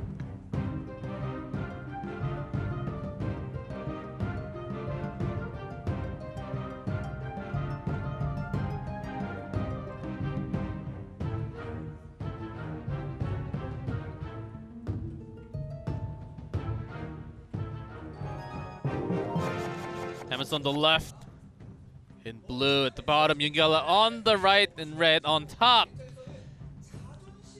That was a lot of prepositions in one sentence. The left, bottom, blue, right, top. Yes, the giant. Okay, seems like against the Expo on the other side. Okay. Oh dear, that connects so hard there for YNGELA. Miner coming out, won't take it down too quickly with a Night Witch. Night Witch gets distracted. I think he was hoping for the Night Witch there to connect onto the Expo. Tesla is just enough to draw the attention away. Even the Bandit will get a charge off Tesla now. That's a shame for that Bandit there, jumping into the Tesla, but still does connect with the tower. The Night Witch, yeah, Night Witch actually connected, did some damage along with the bats a little bit. That's a nice trade though. Let's see how YNGELA reacts to this miner coming out. Yeah, the miner is uncontested for now, and the Expo drops again, but the giant, perfect timing on that giant. Expo got also the miner taken out a lot quicker, and along with the Tesla, I think YNGELA wants to do maximum damage onto the tower. Actually connects to the Witch for now. Yeah, like he's just got to keep throwing bodies in front of the Expo, otherwise it connects to the tower and then terrible damage happens. Like we're seeing now, terrible damage being inflicted by this Expo. Oh, he just cannot deal with this at the moment. Maybe, seems like he didn't even have a miner. Sometimes miner is a good tool to counter against the Expo. Even the body of Giant was not enough against all that Tesla damage, which buffed so much. Yeah, now YNGELA knows he has the tools to win this game. I think that last card is just a rocket. Yeah, it's a defensive Expo there now. He knows he's got the game. He's just going to wait out time until the last few seconds, and then probably rocket, fireball. Even a sneeze at that tower would do quite a lot of damage. Let's see. Even the Ice Spirit connects. And except for Tornado, of course. course. And Zap, of course, will not be enough. But any push, anything like a fireball will just finish the game here as he's just defending at the moment, trying to survive. The miner actually goes to the back of the tower, maybe, but the Expo is there for the defense. And another Expo dropped in for the defense here. Yeah, as I said, anything pretty much will finish that. Even a Princess could finish this tower off right now. Expo connects with the Giant. The Giant never has a chance to reach these towers. The Bandit jumps in on the Ice Golem. Let's see the rocket coming in, and that's going to be game number 1, going to Yungela. Hemosu, please. What? He knew the Expo was coming. He had the perfect defense that June actually used against that deck, right? That deck was very similar. And he never looked like he was going to counter it properly. But the way he executed the drops, the deployment, the placements, and the timing against the Expo was different. Also, a different kind of style of play this time from Yungela. Actually used the Tesla Tower to defend on his offensive Expo positioning oftentimes, which worked great starting from the very beginning when Giant was going to the other lane instead. I think he should have waited if he wanted to counter against all the Expo. He basically saw all the games in match number 2. Yeah, but I don't think he was expecting, honestly, he wasn't expecting the Expo to come out that time. But Yungela was using the Tesla Tower to try and protect in the games against June. The problem was when June was defending, there just felt like so many bodies going forward that the Tesla couldn't cope. However, this time, the Tesla managed to deal so much damage because Hemosu would only throw one body in front of it and then throw another body when that body dies. Like, he would wait until something dies instead of just pushing a big wall of people in front of it. And actually not having Zap really, really hurt him in that game. Yeah, they had the Hemosu really had his momentum somewhat with the miner, but I felt like he had the tools but did not really exactly used to counter what Yungela had, and was pushed all the way in Rocket for the finish. But the minute is up for them to change their decks going into game 2. It is ready. Let's see it.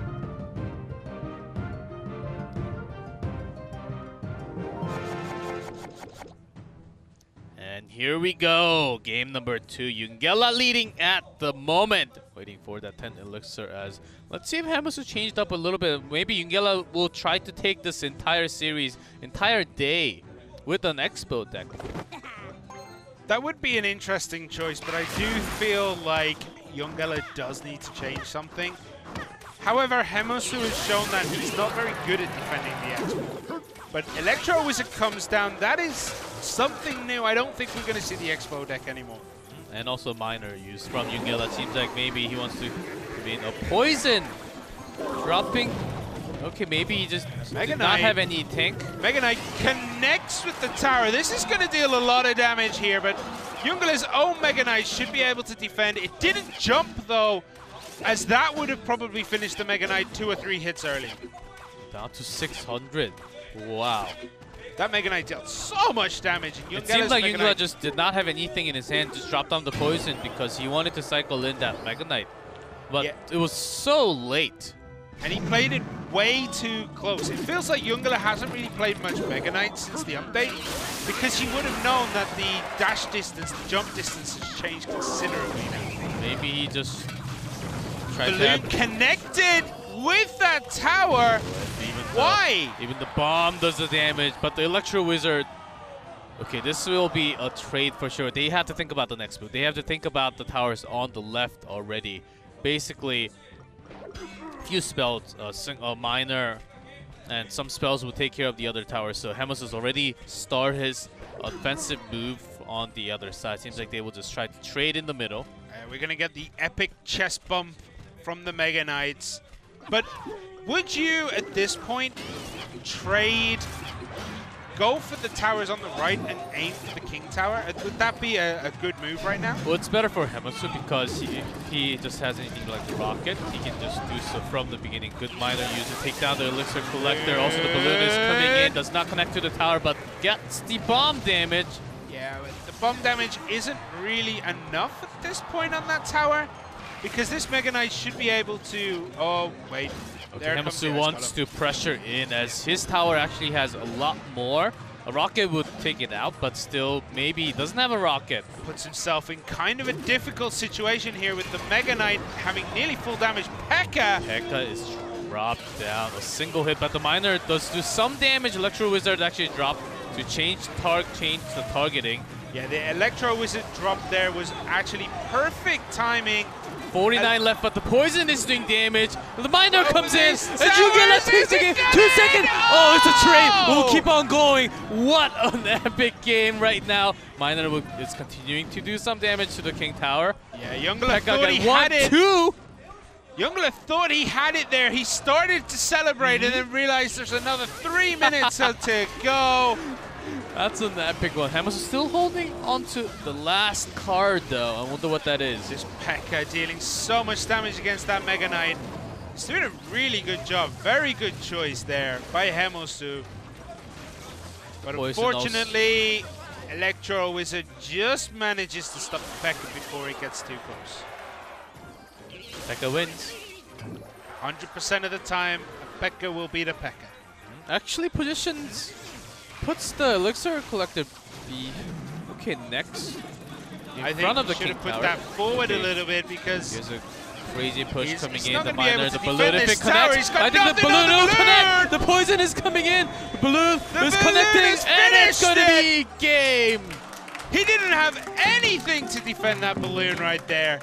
What? I was also surprised by the positioning because there could have been lots of attacks coming in just like this. You should have been Hamasu should have been expecting a crazy big push, because if you invest all that 6 elixir to be dropped down in this late game at the moment, YUNGELLA will just outrush you in the power, the firepower that he will have, which is exactly what he did the moment he saw the elixir collector down there. Yeah, he brought the balloon. You're giving tempo by putting the elixir collector down there. You give the tempo completely to your opponent for at least 15 to 20 seconds. And when it comes to this point of the match, where you know your opponent has a lot of elixir and he has a lot of threats, dropping that elixir collector, giving the tempo to your opponent puts you on the back foot, and it's really hard to come back from that back foot. Whoa. Down 0-2 already, and you're at the bottom of the tournament. What do you do here, Simon? Do you try to have your amazing Korea Younger Ones trending Lumberjack clone once more? Yeah, go for it. I mean, at this point, he may as well just try to throw something at the kitchen wall and hope it sticks. I wouldn't even mind this last game. I say last game, it might not be the last game, but I wouldn't really mind seeing something completely different that we haven't seen. I want to see something like a Dark Goblin. I want to see, what haven't we seen? E-Barbs. We haven't seen Royal Giant. Let's see a Royal Giant deck. Oh, Royal Giant deck. Seems like it's not happening at all from Korea. I mean, the thing is with Royal Giant, it scales really well with levels, and an over-level Royal Giant is going to do so much. But in tournaments... Yeah, we had few Dark Prince, and not anymore after the first few days, but Game 3 seems like it's ready. Could be the final, the last one for Hamasu. YUNGELLA still taking the series with a 2-0. We're ready to get into Game 3. Let's go right in.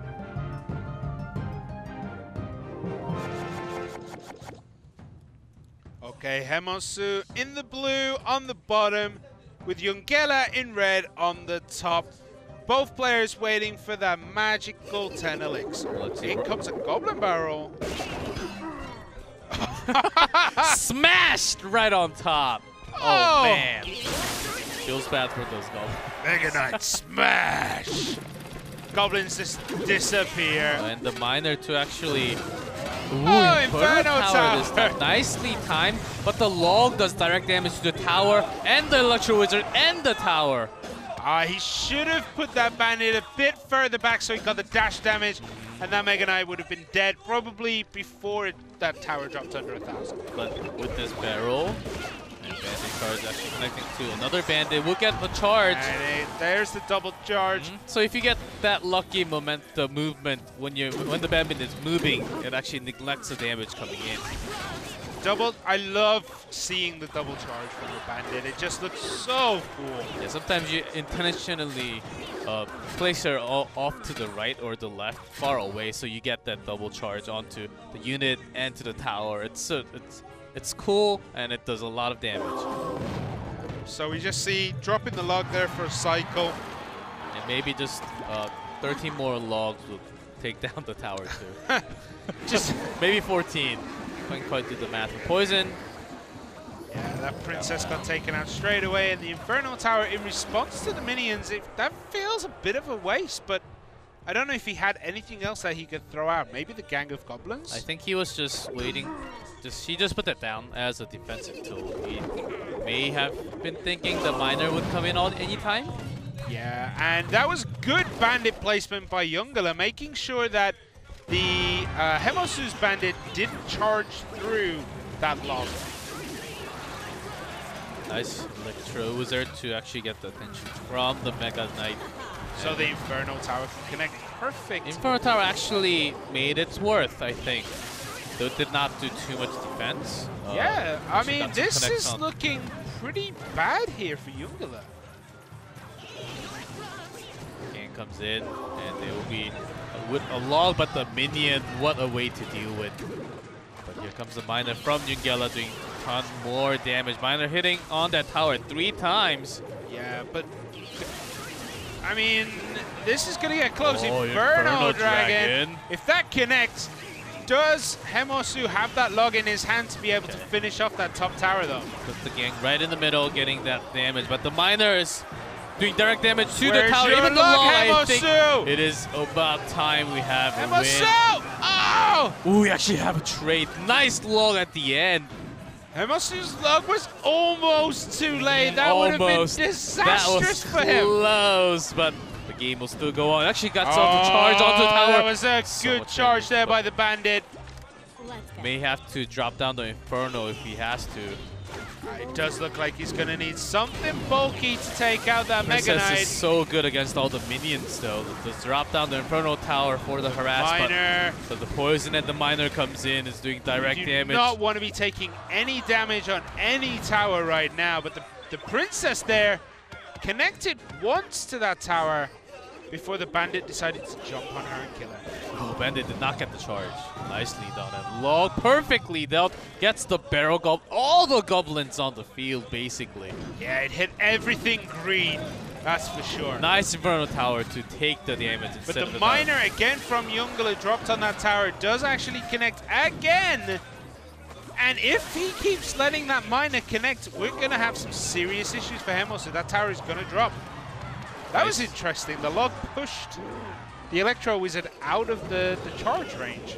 Oh, see the barrel comes in and the log for the defense, but this Inferno Dragon is now going in, and the miner is already here. The good Electro Wizard to make sure that miner doesn't deal any more damage. Princess connects once. It is close. The Mega Knight is here for the defense. A minute and 30 left on the clock. Bandit charges into the Electro Wizard. The minions this is getting dangerous. the damage. The rocket is here. Is it going to be tapped? No! Yungala takes this with a 3-0, but what a game! The rocket is so slow in a way. He had that card for such a long time, but oh man, the damage was quickly dealt with from Yungala. Also had lots of units and the spell coming in. It was so hard to know who was going to take that because that rocket could have been thrown a few seconds earlier and we would have been looking at game number 4 here. Instead of looking at the end of the series with Hemosu going down 0-6. What an epic game. What an epic series we had. Even though Hemosu lost this one with a 0-3, the game itself was very entertaining and it was very exciting. And both towers going down right at 3-minute mark, and also it was very close. Not just this one, I believe also in game number 2 was about as this close. Yeah, I mean, Hemosu, he didn't win today, but he was quite entertaining. The games he played were very, very entertaining. I wonder which replay. I'm pretty sure game number 3 we're going to watch the replay again. How close it is. Watch the slow-mo and how quickly things go. Yeah, I kind of just want to see the last 10 seconds of that in like 0.5 speed. Just so I can see exactly how close, how many squares away that rocket was. Yep, and Yungela, that was his last game of the group. He has four wins and 2 losses, so he will have 12 points. Standing 4 now on top along with June, but we also have a match left. I think that's the big one. June also standing on top with 4-2. Whoever wins the next match goes through. It's as simple as that at this point. Yes. If Jungang wins, it's going to go to a 3-way tie. And I think Jungang will just about pip out, I think, June. Oh, I think it comes down to crowns. Then it would come down to crowns. And we are going to take a look into replay very soon. But let's see.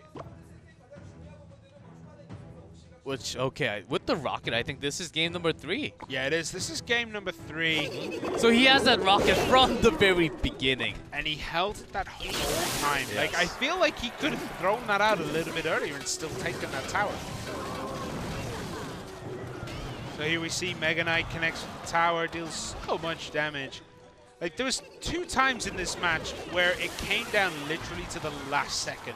One to take us into overtime, and then one to finish the match. And oftentimes, Yungela was super effective with his logs. He was basically getting the log to take care of the Goblin Barrel and the gang coming oftentimes at the same time, which I think for Hamusu, he could have actually used it onto the other side so the log is not as effective. He also has to use something else to defend it at the same time. Yeah, Hamusu's Princess there actually did nothing. I just walked into a poison well and died. Well, Princess often do nothing because Princess is its hit point is very low and basically sometimes weaker than a minion. So yeah, but the Princesses on top of the towers, they do some work. Yeah, on that bridge. If you leave that Princess alone, of course, with the continuous damage, this predictable log did not connect onto minions. Of course, it's an air unit, but the damage to the tower. It gets really close. So that's 74 left. So he was basically holding that. He was also holding that log until the last moment. Yeah, so both of them played the log right at the end. Like, it was obvious he had the log. And how close was it? 1 done. Yes. That was split-second timing, and he almost missed it. Because he basically knew that it will be traded, and he wanted to just have the defense system at the perfect time. I mean, honestly, he should have played it a little bit earlier, knowing that he would lose that tower. Well, it was close, and he... Just in case he missed this, like, that timing was so precise that if he'd have missed it, he would have hated himself. Let's see, the log had to be dropped down for Yungela, but here comes the Mega Knight push from the side. The Inferno Tower stuck right in his nose, making sure that he smells it so that he doesn't come back and do it again. He's holding it to the rocket. Notice the elixir, how much elixir he has at the moment. Let's see. It comes down to, I think it was the final push coming in with the Inferno Dragon. Rocket there again, like the logs just take out everything green, and the miners from Yungela did so much work. So 1 hit. Oh, Princess got 1 hit, but actually does not fire the second one. If the second one landed there, and if the log actually does connect, so fires the exactly at the right rocket, time. but the charge from the bandit did too much. That was a close game. Even in the slow motion, it's still... That was pretty quick. Yeah, and it was hard to see the bandit underneath those minions. Like, good placement there so that Hamusu didn't know if he needed to put something down there.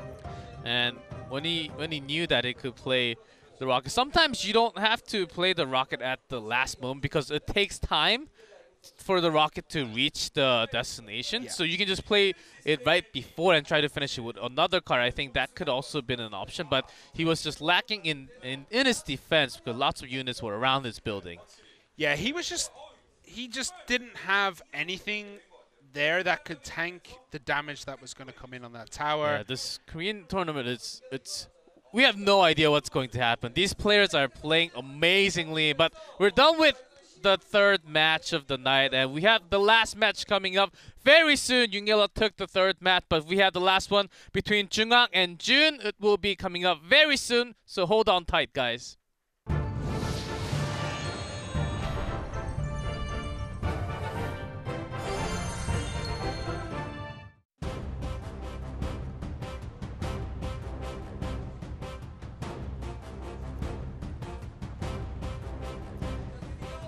And we are ready for match number 4. Even a young one here, maybe the future of Korean Clash Royale is already here to watch the tournament. Such a cute little kid. I just want to bunch up his little cheeks and like offer him some candy.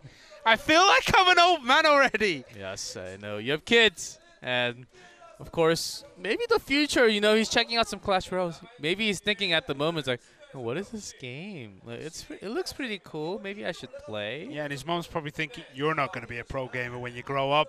You're going to be a doctor. Like, that's what most of the parents here think, right? No, maybe it's the other way. Oh, maybe it is the other way. She brought him on purpose. He has that big dream. He has, his mother has all that planned out for his future, but that's it. But this match number 4 matters a lot between Jun and Jungang. This one is an intense one. Yeah, it all comes down to this final game. We have Jun and Jungang. The winner of this decides the group. My. That is some good artwork there. That kid's got some skill. He drew that? What? He drew all the Clash Royale units there too, right? Yeah, yeah. That was really, really good. Like he's talented, and he's it's the future of Clash Royale. Yeah. And we have Jun and Jungang. We're gonna meet them very soon. Let's take a look at these guys before the match. 둘 다 세요. 아, 묵직하게 들어갔고 이거 닿긴 닿아요. 거기다 지금 이불 들어 정리가 되면요. 파이어볼 마무리됩니다. 더 열심히 했던 것 같아요, 진짜. 토네이도가 있었습니다만 많이 힘들어요. 네, 묵직하게 들어가는데 골렘과 머스키톨 좀 그런 거예요. 아, 이거 당했는데. 3대0 경기 만들어 냅니다. 아쉬웠던 경기였어요. 준비 열심히 해서 꼭 2승할 수 있도록 하겠습니다. Here it comes. Jun standing on top, tied with Yungela with a 4-2. But Jungang, he is about to catch up. He has a 3-2. But if he still wins, he does tie up along with Yungela and Jun. It will all come down to the crown counts. Yeah, so the last time these two met, Jun ran away with it 0-3. But I don't think Jungang is going to let that happen a second time. Well, let's see, as Jun oftentimes was still using lots of different one. Oh, we saw Lumberjack Miner, Barrel, Mega Knight, Balloons. So Jun's bringing lots of variety in his deck, really tricking it into the minds of his opponent, as you can see him on the screen. And he also has some interesting bans. Today, he banned Elixir Collector. Last time he banned the Barrel. I think banning against Jun, though, is really, really difficult. Being Jungang, banning against Jun, that's really hard. But I feel like Jun banning against Jungang should be relatively easy. Well, let's see. Jungang, last time, he did ban Expo, which was a little bit interesting to go against Jun, which Expo was used, I believe, only once, because Jun had so many different types of decks used already in this tournament, probably more than 7 or 8 types, not just by the different cards that he played. The theme that he brought into each day against his opponent was matching. Feels like he does a lot of homework or a lot of study about the opponent. Yeah, I mean, banning Expo today. Oh, Pekka! What? Pekka is a good ban. There has been a lot of decks recently at the top of the ladders that are using Pekka instead of like a Lightning, or instead of like strong, heavy forward units. Banning a Pekka here means that maybe he has all the air units available. Maybe the ones that Jun really brought into those games. He did use Pekka a few times, not too many. Maybe just expecting that to be a great ban, but after that ban, they will each have 3 minutes for the last match. They will have, of course, each player also needing the win tonight.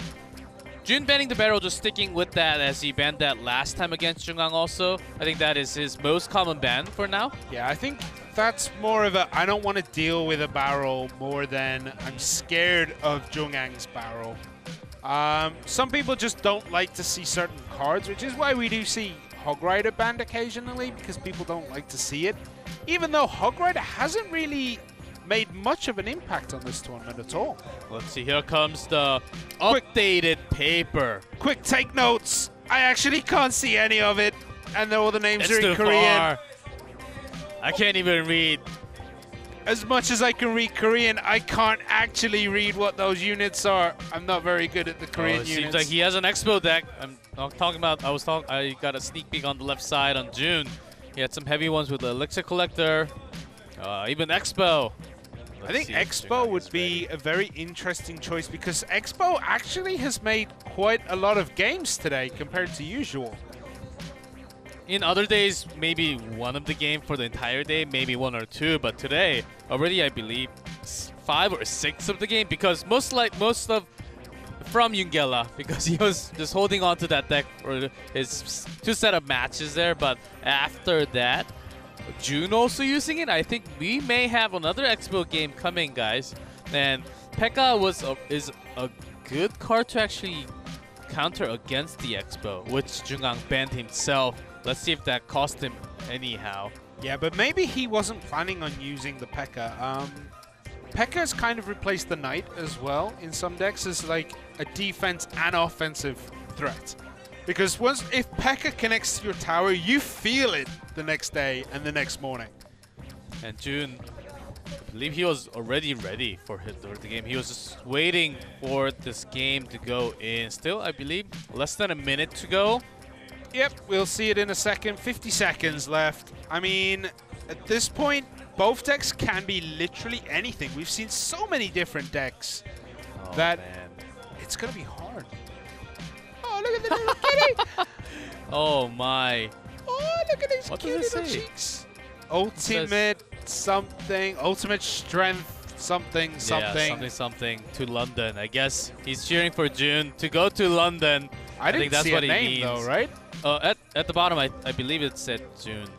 I wasn't looking particularly careful. I just can't help but look at those chubby little cheeks of his.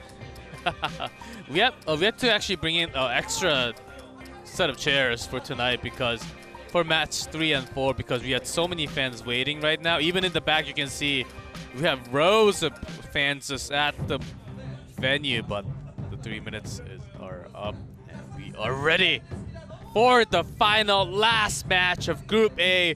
June in the white and Jungang in black clothing right now. Ready to go in. Let's check out game number 1. Match number 4. Set number 1. Game number 1. Let's go in between June and Jungang.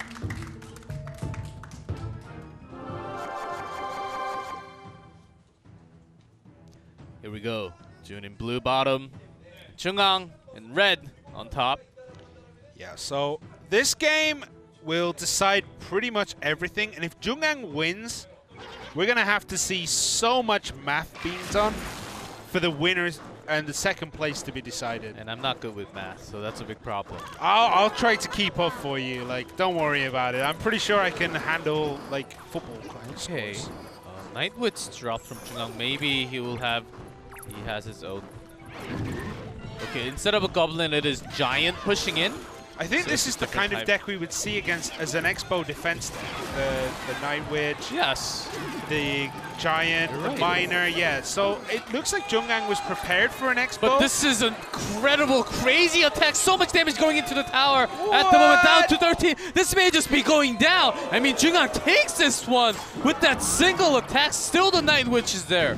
Where did all that damage come from? Because, like, he has so much elixir left.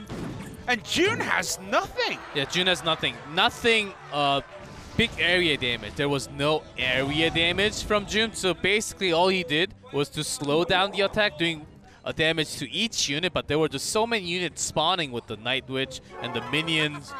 And the Giant being at the front, taking every hit possible. Like, everything was focused on the Giant, allowing all the other units to build up. That's something you have to do with, like, a Night Witch and a Witch, is put them behind something slow so they can keep spawning more and more. And we see a repeat here. Giant in the front, Night Witch right behind. This allows her to summon many, many bats, but unfortunately this time, I saw an Electro Bolt. Zap came down from Jungang. And the log actually did quite the defense there. I think June actually needed that from the beginning. Yeah, that defense would have definitely helped out the first time his tower went down. But look how much damage he's actually taken on that King Tower. And an Expo coming down from June. Like, we mentioned that Jungang's deck is prepared for an Expo, but I wasn't expecting June to actually bring it. Well, let's see. Minion already. Musketeer dropped again. And to counter, maybe this will be another big push from Jungang Mega Minion.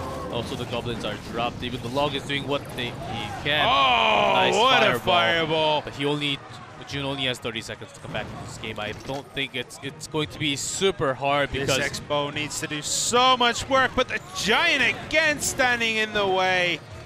All the pew-pews in the world can't get through a Giant and a tower in 10 seconds. He's going to take a miracle. He's going to need a miracle at the moment. And he says, good game. Well played. And good game from Jungang. That's a GG on game number 1. Jungang takes the win in game number 1 just like that with some crazy pushes. June had Log available, but that cycling was just not done at the moment. He gave up on that tower as soon as he just did not have enough elixir either, or did not have the Log in his hand. Yeah, this is pretty much game on. Jungang saying, look, I know what you're going to do. Don't, please. I don't want you to do that anymore. And June is like, I don't know if he's stuck on this crossbow deck, because it does seem like he's playing it a bit too much and it's made him a bit too predictable. Well, let's see. As Jungang also brought a pretty good Expo counter, which June did play a few times. I think he had a very good counter against what June had. Even if June dropped down the Expo from the beginning, I don't think he could have stopped that crazy push coming down the left side. It could have delayed a good amount, but still I think it would have been at least close to taking the first tower on the left. Yeah, it would have been a bit closer, I feel. Just to bring up crown counts, June has actually mainly been winning with 1 crown. Jungang in his last set against Hemosu took the 3 crown. That actually puts him more, he has more crowns than June right now, even though he's sitting on 1 win less. Well, let's see. That's incredible, as if Jungang takes this, he basically ties up, and it does come down to the crown points. So not just the winning here in the final match is important. Taking as much crown as possible is, I believe, what takes it, as they can both actually go up, and Yungella may be dropping down if he does not have enough crowns. But game 2 is ready. Set 2, Jun versus Jungang. Yeah, I think Yungella should feel quite safe right now, but yeah, I think he does have more than June compared to June. Yeah. I don't quite know the exact crown count there, but let's see, as we have June using Elixir Collector for now. And Jungang summons that Mega Minion. That means that Jungang is once again on top, June is on bottom, and Golem dropped at the front. That's a bit of a weird thing to do right now, because so usually you'd summon that at the back. Yeah, June panicked. With the panic, dropped down the Electro Wizard and the Night Witch. Does get the Golem down, but the explosion damage is there. Yeah, Baby Dragon deals quite a bit of damage from the back there, making sure that all these units approach the tower weakened.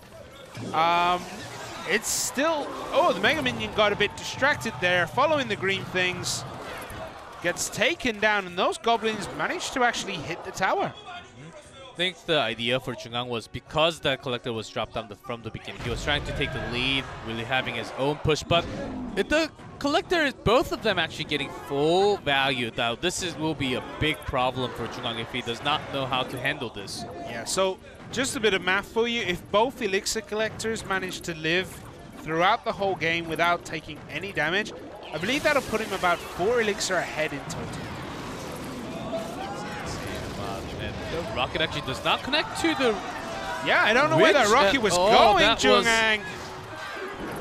Seems like that was a big miss, and the tower going down, and each tower, if it goes all the way to the king, and there's a jump from the Mega Knight, still the first Golem is still pushing. Here. This may just be 3 crowns going to Juno. I think it will be close. Even the Mega Minion, of course, not doing the damage, but that's it! The end of game 2. June takes 3 crowns! That is super important going forward. Assuming Jungang wins, of course, because if June wins, it doesn't actually matter whatsoever, because he will then go 5-1, which would put him up there with the best. Because with the initial push, with the coming out from Jungang, the Golem really couldn't push in too much. It was dealt with pretty well with an Electro Wizard and the Night Witch, and meanwhile he was getting all that value with the Collector. I think that's also why he was able to push until the King Tower all the way in, dropping everything down. Once he got the first tower down, he was just continuing that momentum because June knew that he had the lead. He could finish this game like that.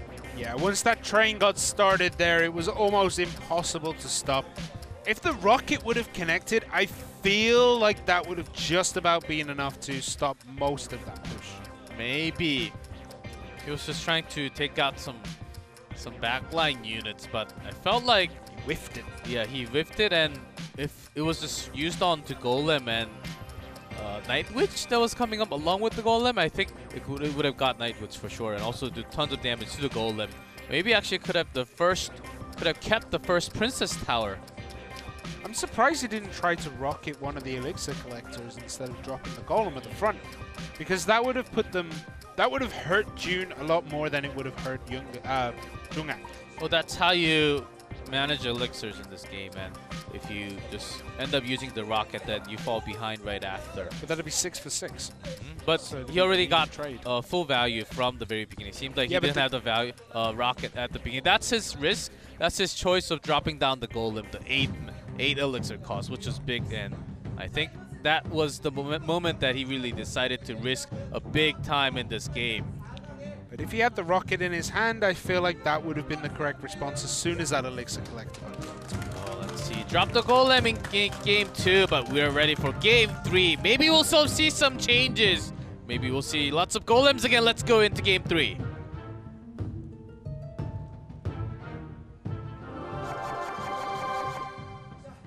So once again, June in the blue, Jungang in the red. I mean, like, we have our own opinions. We don't have to agree on anything, as we have like millions of users around the world playing this game. Of course, they like to play on which deck. We have our own personal preferences and everything. Yeah, so if you are watching this, let me know I'm right. Thank you very much. And if you're watching this, oftentimes Simon is right, so thank you very much. I think you meant to say Simon is wrong, but... Simon is right. Oh. Simon says. Well, Simon says... Simon says drop the graveyard potion. Poison as a counter from June, actually. And working pretty well. Does not do too much. Lumberjack has to be dropped also. Yeah, but this Lumberjack going forward is actually quite scary. It is going to drop off center of the tower. Just about hits it, actually. If you'd have had something to follow up, that would have been quite dangerous. The 2 bats were also going forward to it, but bats will just get taken from a single shot from the tower. Here comes the Ice Wizard, one of my favorite also, but we do not see too much. Good Giant here. It looks like June prepared an anti-Expo deck? I think he's using the same one that he played against Yungela in match number 2. Yeah, that's what it looks like, but it doesn't seem like Jungang has ever shown any interest in the Expo. The Baby Dragon should take out those minions as well, dealing damage to the Giant through the splash. Actually, this Baby Dragon needs to start focusing on that Night Witch and her bats. Nice. There we go. Tornado, but nice placement of June's poison, doing as much damage as possible to all the structures and the units. Baby Dragon starts focusing on that Lumberjack. In comes the Knight as well. Should stop it on the middle, but this means both these units will go down. And the Rage, but the Miner is here to do some damage to the tower, direct damage to even things out. Baby Dragon will connect if left alone, even more with the Graveyard, and drops down Jungang's poison this time, also a counter poison on top. Yeah, so there's so many poisons there stacked on top of each other. It's hard to tell whose is whose, but still a decent amount of damage from those potions. You see the Baby Dragon going to work on this Giant, but that Miner at the back is gonna connect to the King Tower now. The King Tower is activated for Jungang. Let's see how June start to react against this. Now Miner will be so much weaker such a good tornado bringing that in there. Actually drops the minion on top, not towards the graveyard. The graveyard actually connected so much to the tower. Yeah, but this is dicey now for June. The defenses are at their max for Jungang. Jungang has shown that his defense so far this game has been almost perfect. Jungang's just using the poison to the tower right now. He just wants to take that tower down. He knows how much damage that he has. He's just buying time with the those raised up miner though. Almost took it down. Let's see, 354 left onto June's tower. Does he have anything to finish it? Great tornado. Along with the Ice Wizard to slow everything down. That's, I'd say that's a well-used spell right there. That's the best move he possibly had, and that should just about finish the game. It's a poison from Jungang. That is it. It was tied, but now Jungang will take the lead. Wow, Jungang basically put on a class of how to use a graveyard poison deck. That was near flawless play of that deck. Lots the Ice Wizard to actually slow down the attacks. The Giant is slow already, but when he slowed down with the cold ice in front of him, he's so slow. And Tornado actually helping a lot with the Ice Wizard, was slowing multiple targets at the same time. Even Wizard did not actually push in anyhow. Tornado activating the King Tower. Jungang seems to be the player that uses one of the best tornadoes in Korea right now. Yeah, his tornado play, activating that King Tower, that at that point in the game pretty much sealed June's fate, because there was so much defense there. There was so much static defense there. What I mean is, like, the Princess Tower and the King Tower all activated. It's really hard to push into that, and you need something huge to go in front of that to be able to deal damage. And unfortunately, the miner is not that option. Oh man, I'm pretty sure Yungela's just praying for June to come back in this series, because if June takes it, Yungela and June will just advance right now to the semifinals straight. If Yungela is sitting there working out the math, can someone please send him upstairs? Like, send him to us. Let us, like, you know copy his work. Yeah, there's cheating going on in the test, but we don't really care. I need to see his numbers and his answers. No cheating, fair and square Clash Royale. Oh, I was talking about cheating on the math test, not cheating in the game. Like, who cheats in games? Cheat. Never cheat. Only thing you can do is use a calculator. Calculator is allowed, but no cheating. I don't want to use a calculator. Just like the old algebra class. Yeah, but those algebra classes, I'm told, I used to lean over and read everyone else's piece of paper when the teacher wasn't looking. No, you shouldn't. Guys, do not listen to Simon Says. And we are ready for game number 4, as Jungang is leading at the moment. 2-1, but June really has to come back right now, and it will take 2 games. This may be the last one. June versus Jungang.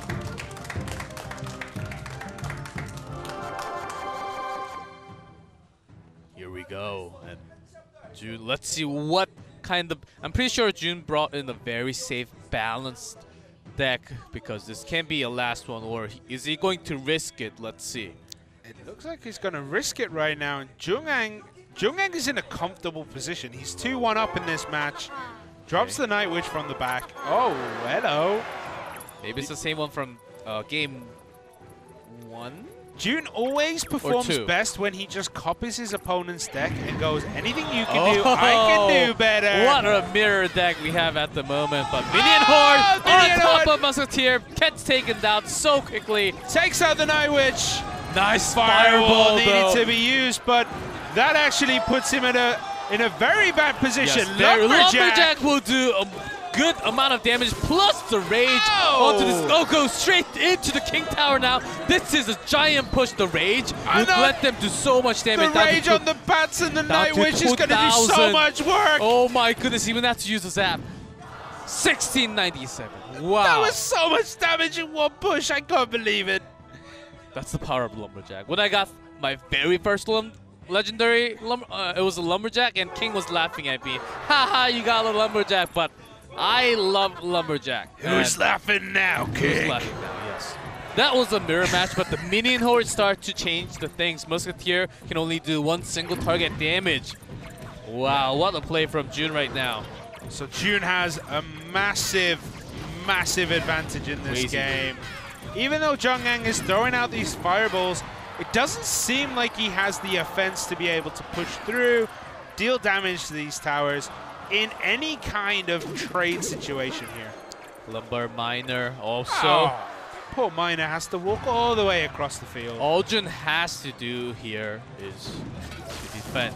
That's I don't all he know. has I to don't do. think Or- he does. but I think he needs to take 3 crowns. Yes, I think that will of course favor him going into later math if he comes down to that situation, but a poison spell dropped down. He'll try to delay as much with the Lumberjack coming in from the behind. Yeah, if nothing's on the receiving end of this to slow down this push, the fireball misses the minions, misses the Lumberjack. With the Lumberjack and the giant minions and the Night Wish coming, this may be just This two is crowns. deja Even more, seems like this vu. is going to be game ending with the minion horde coming in. There's the rage, so much damage. Jungang has hands off his smart device, and that's going to be it. We're tied up here. Last match, 2-2 Lumberjack, what a card!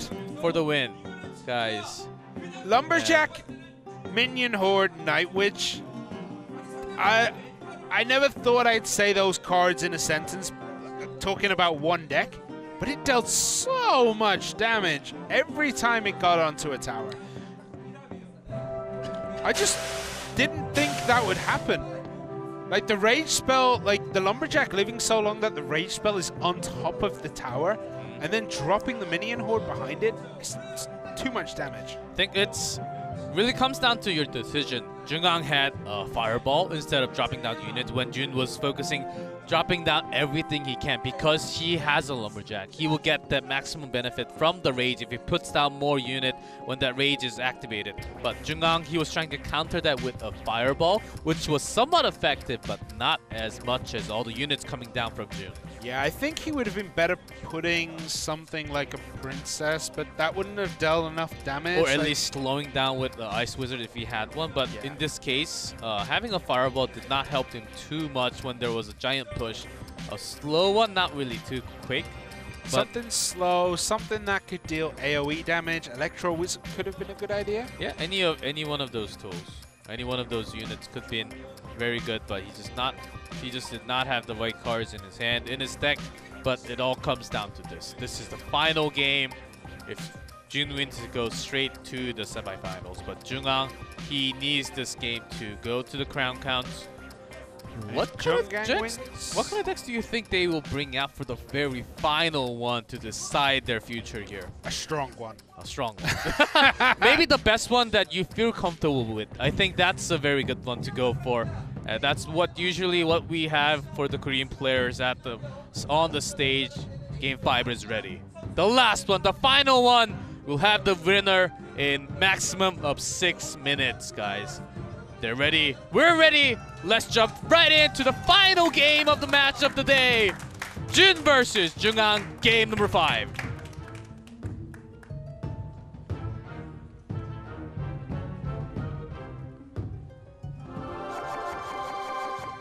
Here we go, guys, boys and girls, ladies and gentlemen. As both players... Oh, never mind. I thought both players will say good luck, but Jun says good luck. Jungang cries. But it does all come down to this final game of Group A. If Jun wins, Jun advances. If Jungang wins, I bust out my calculator, try and work out who is on top of the group. And I don't want to do that. My calculator's on the other side of the room. Mega Minion and Giant. Seems like Jungang is keeping a similar ones. Yeah, brings a fireball again. Like, I felt that was the worst part of his last deck. Nice poison with the slows coming in from the Ice Wizard, but Giant still survives. A nice punch there on that, but the tornado. Let's see if this Giant goes to the King Tower. No, it does not. Actually, I guess in this case, too much damage from the tornado, I guess. Yeah. And the arrows from the Princess Towers. He was dropped almost perfectly into the kill zone, and he was going for it. The Giant was like just putting out his hand. Unfortunately, the right-hand Princess Tower had other things to say. Let's see. But basically, Jungang's all of his towers are untouched at the moment. June down, I guess, negative 600 in that. But here comes a Musketeer once again. Jungwon keeping the same one from before. Tombstone drawing out the aggro from the Giant here. And I think he wants, June wants to try that Tornado again, but doesn't get the chance. Jungwon is pushing through here. Oh no! Maybe oh no! This time not that. Giant does get a hit onto the King Tower. This is good news for Jun when he is losing at the moment, down to 14 on his left one. A King Tower for an extra defense. I'd say I'd take that. I don't think I would take that for 1,100. I would actually take that if you have that momentum because you have lots of defending tools. Now here comes a Graveyard. He was waiting for this moment. I think I'd take it now though. The Graveyard and the Poison. The Poison comes down defensively here, I think. No, offensively at the same time from June. Yeah, it's hard to tell whose Poison is who, but if this Giant starts walking towards that Tombstone, it does go down with the Fireball. The Giant will do direct damage to the tower now. This is going to be close. The Tornado has to be used. Nicely done by June, also with the Ice Wither to slow things down to the maximum. Yeah, that was perfect defense there. The Tornado and the Ice Wizard working together to stop that Giant from reaching the tower, because if it reached the tower, I think we would have been looking at a very, very, very bad situation. This Giant is coming in again. The Fireball, perfect use by Jungwon all this time. Now this time comes down. The Miner is here. Everything is here to take down this last tower on the back. It's so close. Are working, but Miner did get few hits onto the tower, down to 639 at the moment. That Tombstone there opens up Jungwon's Fireball to be able to use on the tower. And to be fair, his Fireballs have been pinpoint accuracy to make sure that it chips the tower. This is crazy. So nice for June to have double Ice Wizard, slowing down so much on this Giant. The Poison did work so effectively along with the Ice. Yeah, but unfortunately that puts Jungwon at a high advantage. This Miner, it's one Fireball away. Jungwon gets this. But if Musketeer gets one hit or another Fireball, will basically take this game down. I think this is it. And June sees his future. Good game. The Miner comes in. One hit. Fireball is here. That's the end of this match. And Jungwon takes it. Ties things up. We're going down to those crown counts, guys. We'll have the numbers for you guys very soon as we get the update from the production. But what a game, guys, we had tonight. This was an insane day number 5. Yeah, I mean, after Hemosu's game against Jungwon, where Jungwon walks out 3-0, it looked like Jungwon was going to do really well. But June beating Yungela meant that it was going to be an incredibly close fight. Oh, man. We have no idea how this is going down. And Jungwon got his 3 crowns in match number 1 against Hemosu, I believe. He got lots of crowns, but also June got 3 crowns in this match. So, I mean, it's hard to tell who's going to go forward and who's not. I tried to do the math, but I'm not very good at it. See, okay, for now, the result of Jungwon after 5 games, after a full series, what a game we saw. The Fireball actually costed him big in Game 4, but it was working for him, taking down the Tombstone and damaging the tower most of the time at the same time. Yeah. What a use of Fireballs in Game 5. Yeah, every Fireball did so much work. Oh, and we did get the confirmation that with the crown count, Jungwon will be going up to the semis. Ooh. So Jungwon is going to So who's dropping? June? I think June is dropping because he lost here. And this is crazy result what we have here after June looked the like first he was few going to days. dominate. Yeah, after the first few days, June looked like he was in control of this group, but it's just slowly. Well, let's just make sure we'll have. I think we'll have the result on the screen very soon, along with the crown counts. But this is amazing. We're tied up with 3 players with 4 2s right now. Yeah, I mean, everyone has beaten everyone in this group except for Hemosu, who's beat nobody. Which means we get a very, very difficult job trying to work out who is going to advance. That last game with lots of golem pushes, even the lumberjack. I think lumberjack was the key card for today, which was just insane coming out from June.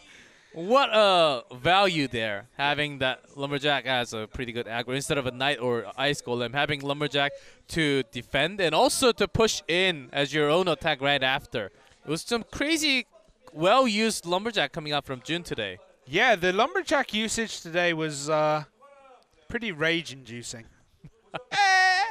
Rage-inducing, yes. Nice. As we'll see a replay of the, let's see which Expo. I believe this is the first game. June holding that Expo. I mean, the problem is June was always going for a one crown victory. That's what it always felt like with most of his decks. It was defend, defend, defend, take one tower win. Yes. And the problem is when it comes down to crown counts, that really, really hurt him. Look at this crazy push. Like the miner here, minions doing damage, bats doing damage, the night witch is doing damage. This was just an insane push from the very beginning. It was a slaughter. And even using the fireball every single time onto that elixir collector, not really letting that full value. I think that's worth it to just throw down that 4 elixir. Yeah, and it's so hard in this situation to actually put down that Expo that is your win condition in this deck, right? It's so hard to find an opportunity to put it down. Yeah, and after you lose a tower, even harder. Because once you put the Expo down to the middle or to the left, basically it will get taken out from a unit that straight drops down right next to the Expo. Yeah, you got to find the right positioning. I think at that point you use the Expo defensively, but that's 6 elixir you have to use defensively, which puts you in a horrible position, especially when you're already behind. If you have Expo in your deck, and basically if you lose a tower before your opponent, it's super hard to come back in this game. It takes a miracle, as I play lots of Expo personally, and if you lose a tower, basically all you can do is defend or at least try to tie things up. But when you're behind that much from the very beginning, it's really hard to come back. And I think that was just the end of the story for June in game number 1. Yeah, unfortunately, the Expo doesn't work from behind. It only works when you're ahead. And we have almost dead silence in the studio. I think we are ready, and still, I think we're getting double check on the result of the today. Let's see. We're gonna take a look at today's result very soon, and let's see. And he does it! June drops out! June drops down. Yugela and Jungang advances to the semifinal, to the decider matches. Of course, they tie in all the numbers, but because of the crown counts. Yeah, so we didn't add the crown count here, but I think Jungang has 1 or 2 more crowns than June. And wow. After the first day, June and Yungela looked like they were going to walk away with Group A. And that just didn't I've got work. the confirmation that they were just 1 count away. 1 single crown away. If June had played a little bit more aggressively and taken 2 crowns instead of 1 in a game, he would have been tied up completely. 1 single count away. How close can we get, guys?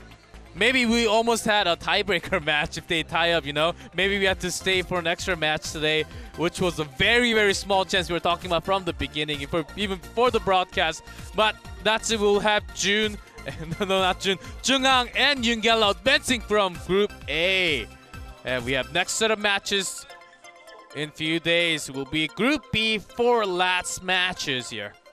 Yeah, so we'll have Expo versus Ido, Zebra versus Chasu, Expo versus Chasu, and then one more. And then one more. I think Ido versus Zebra, but it disappeared off the screen, and I didn't read it quick enough. And that's exciting. We have a result from Group A. Soon we'll have 2 from Group B. Seems like we're getting close to the end here. Well, not yet. We'll have to go through the deciders and the semi and the playoff. Well, still a long way to go, actually. Yeah, there's still quite a lot of games left in the Global Crown Championship Korea. I messed that up, didn't I? There's still a lot of games to go, but... Yeah, it's a long title. I know. Yeah, I know. It's a mouthful, right? So Yep, but those are the sets for today. We are done. We have the result, and we will be back with Group B final matches in few days. Guys, stay tuned with more Clash Royale action coming out from Korea. See you guys in a few days.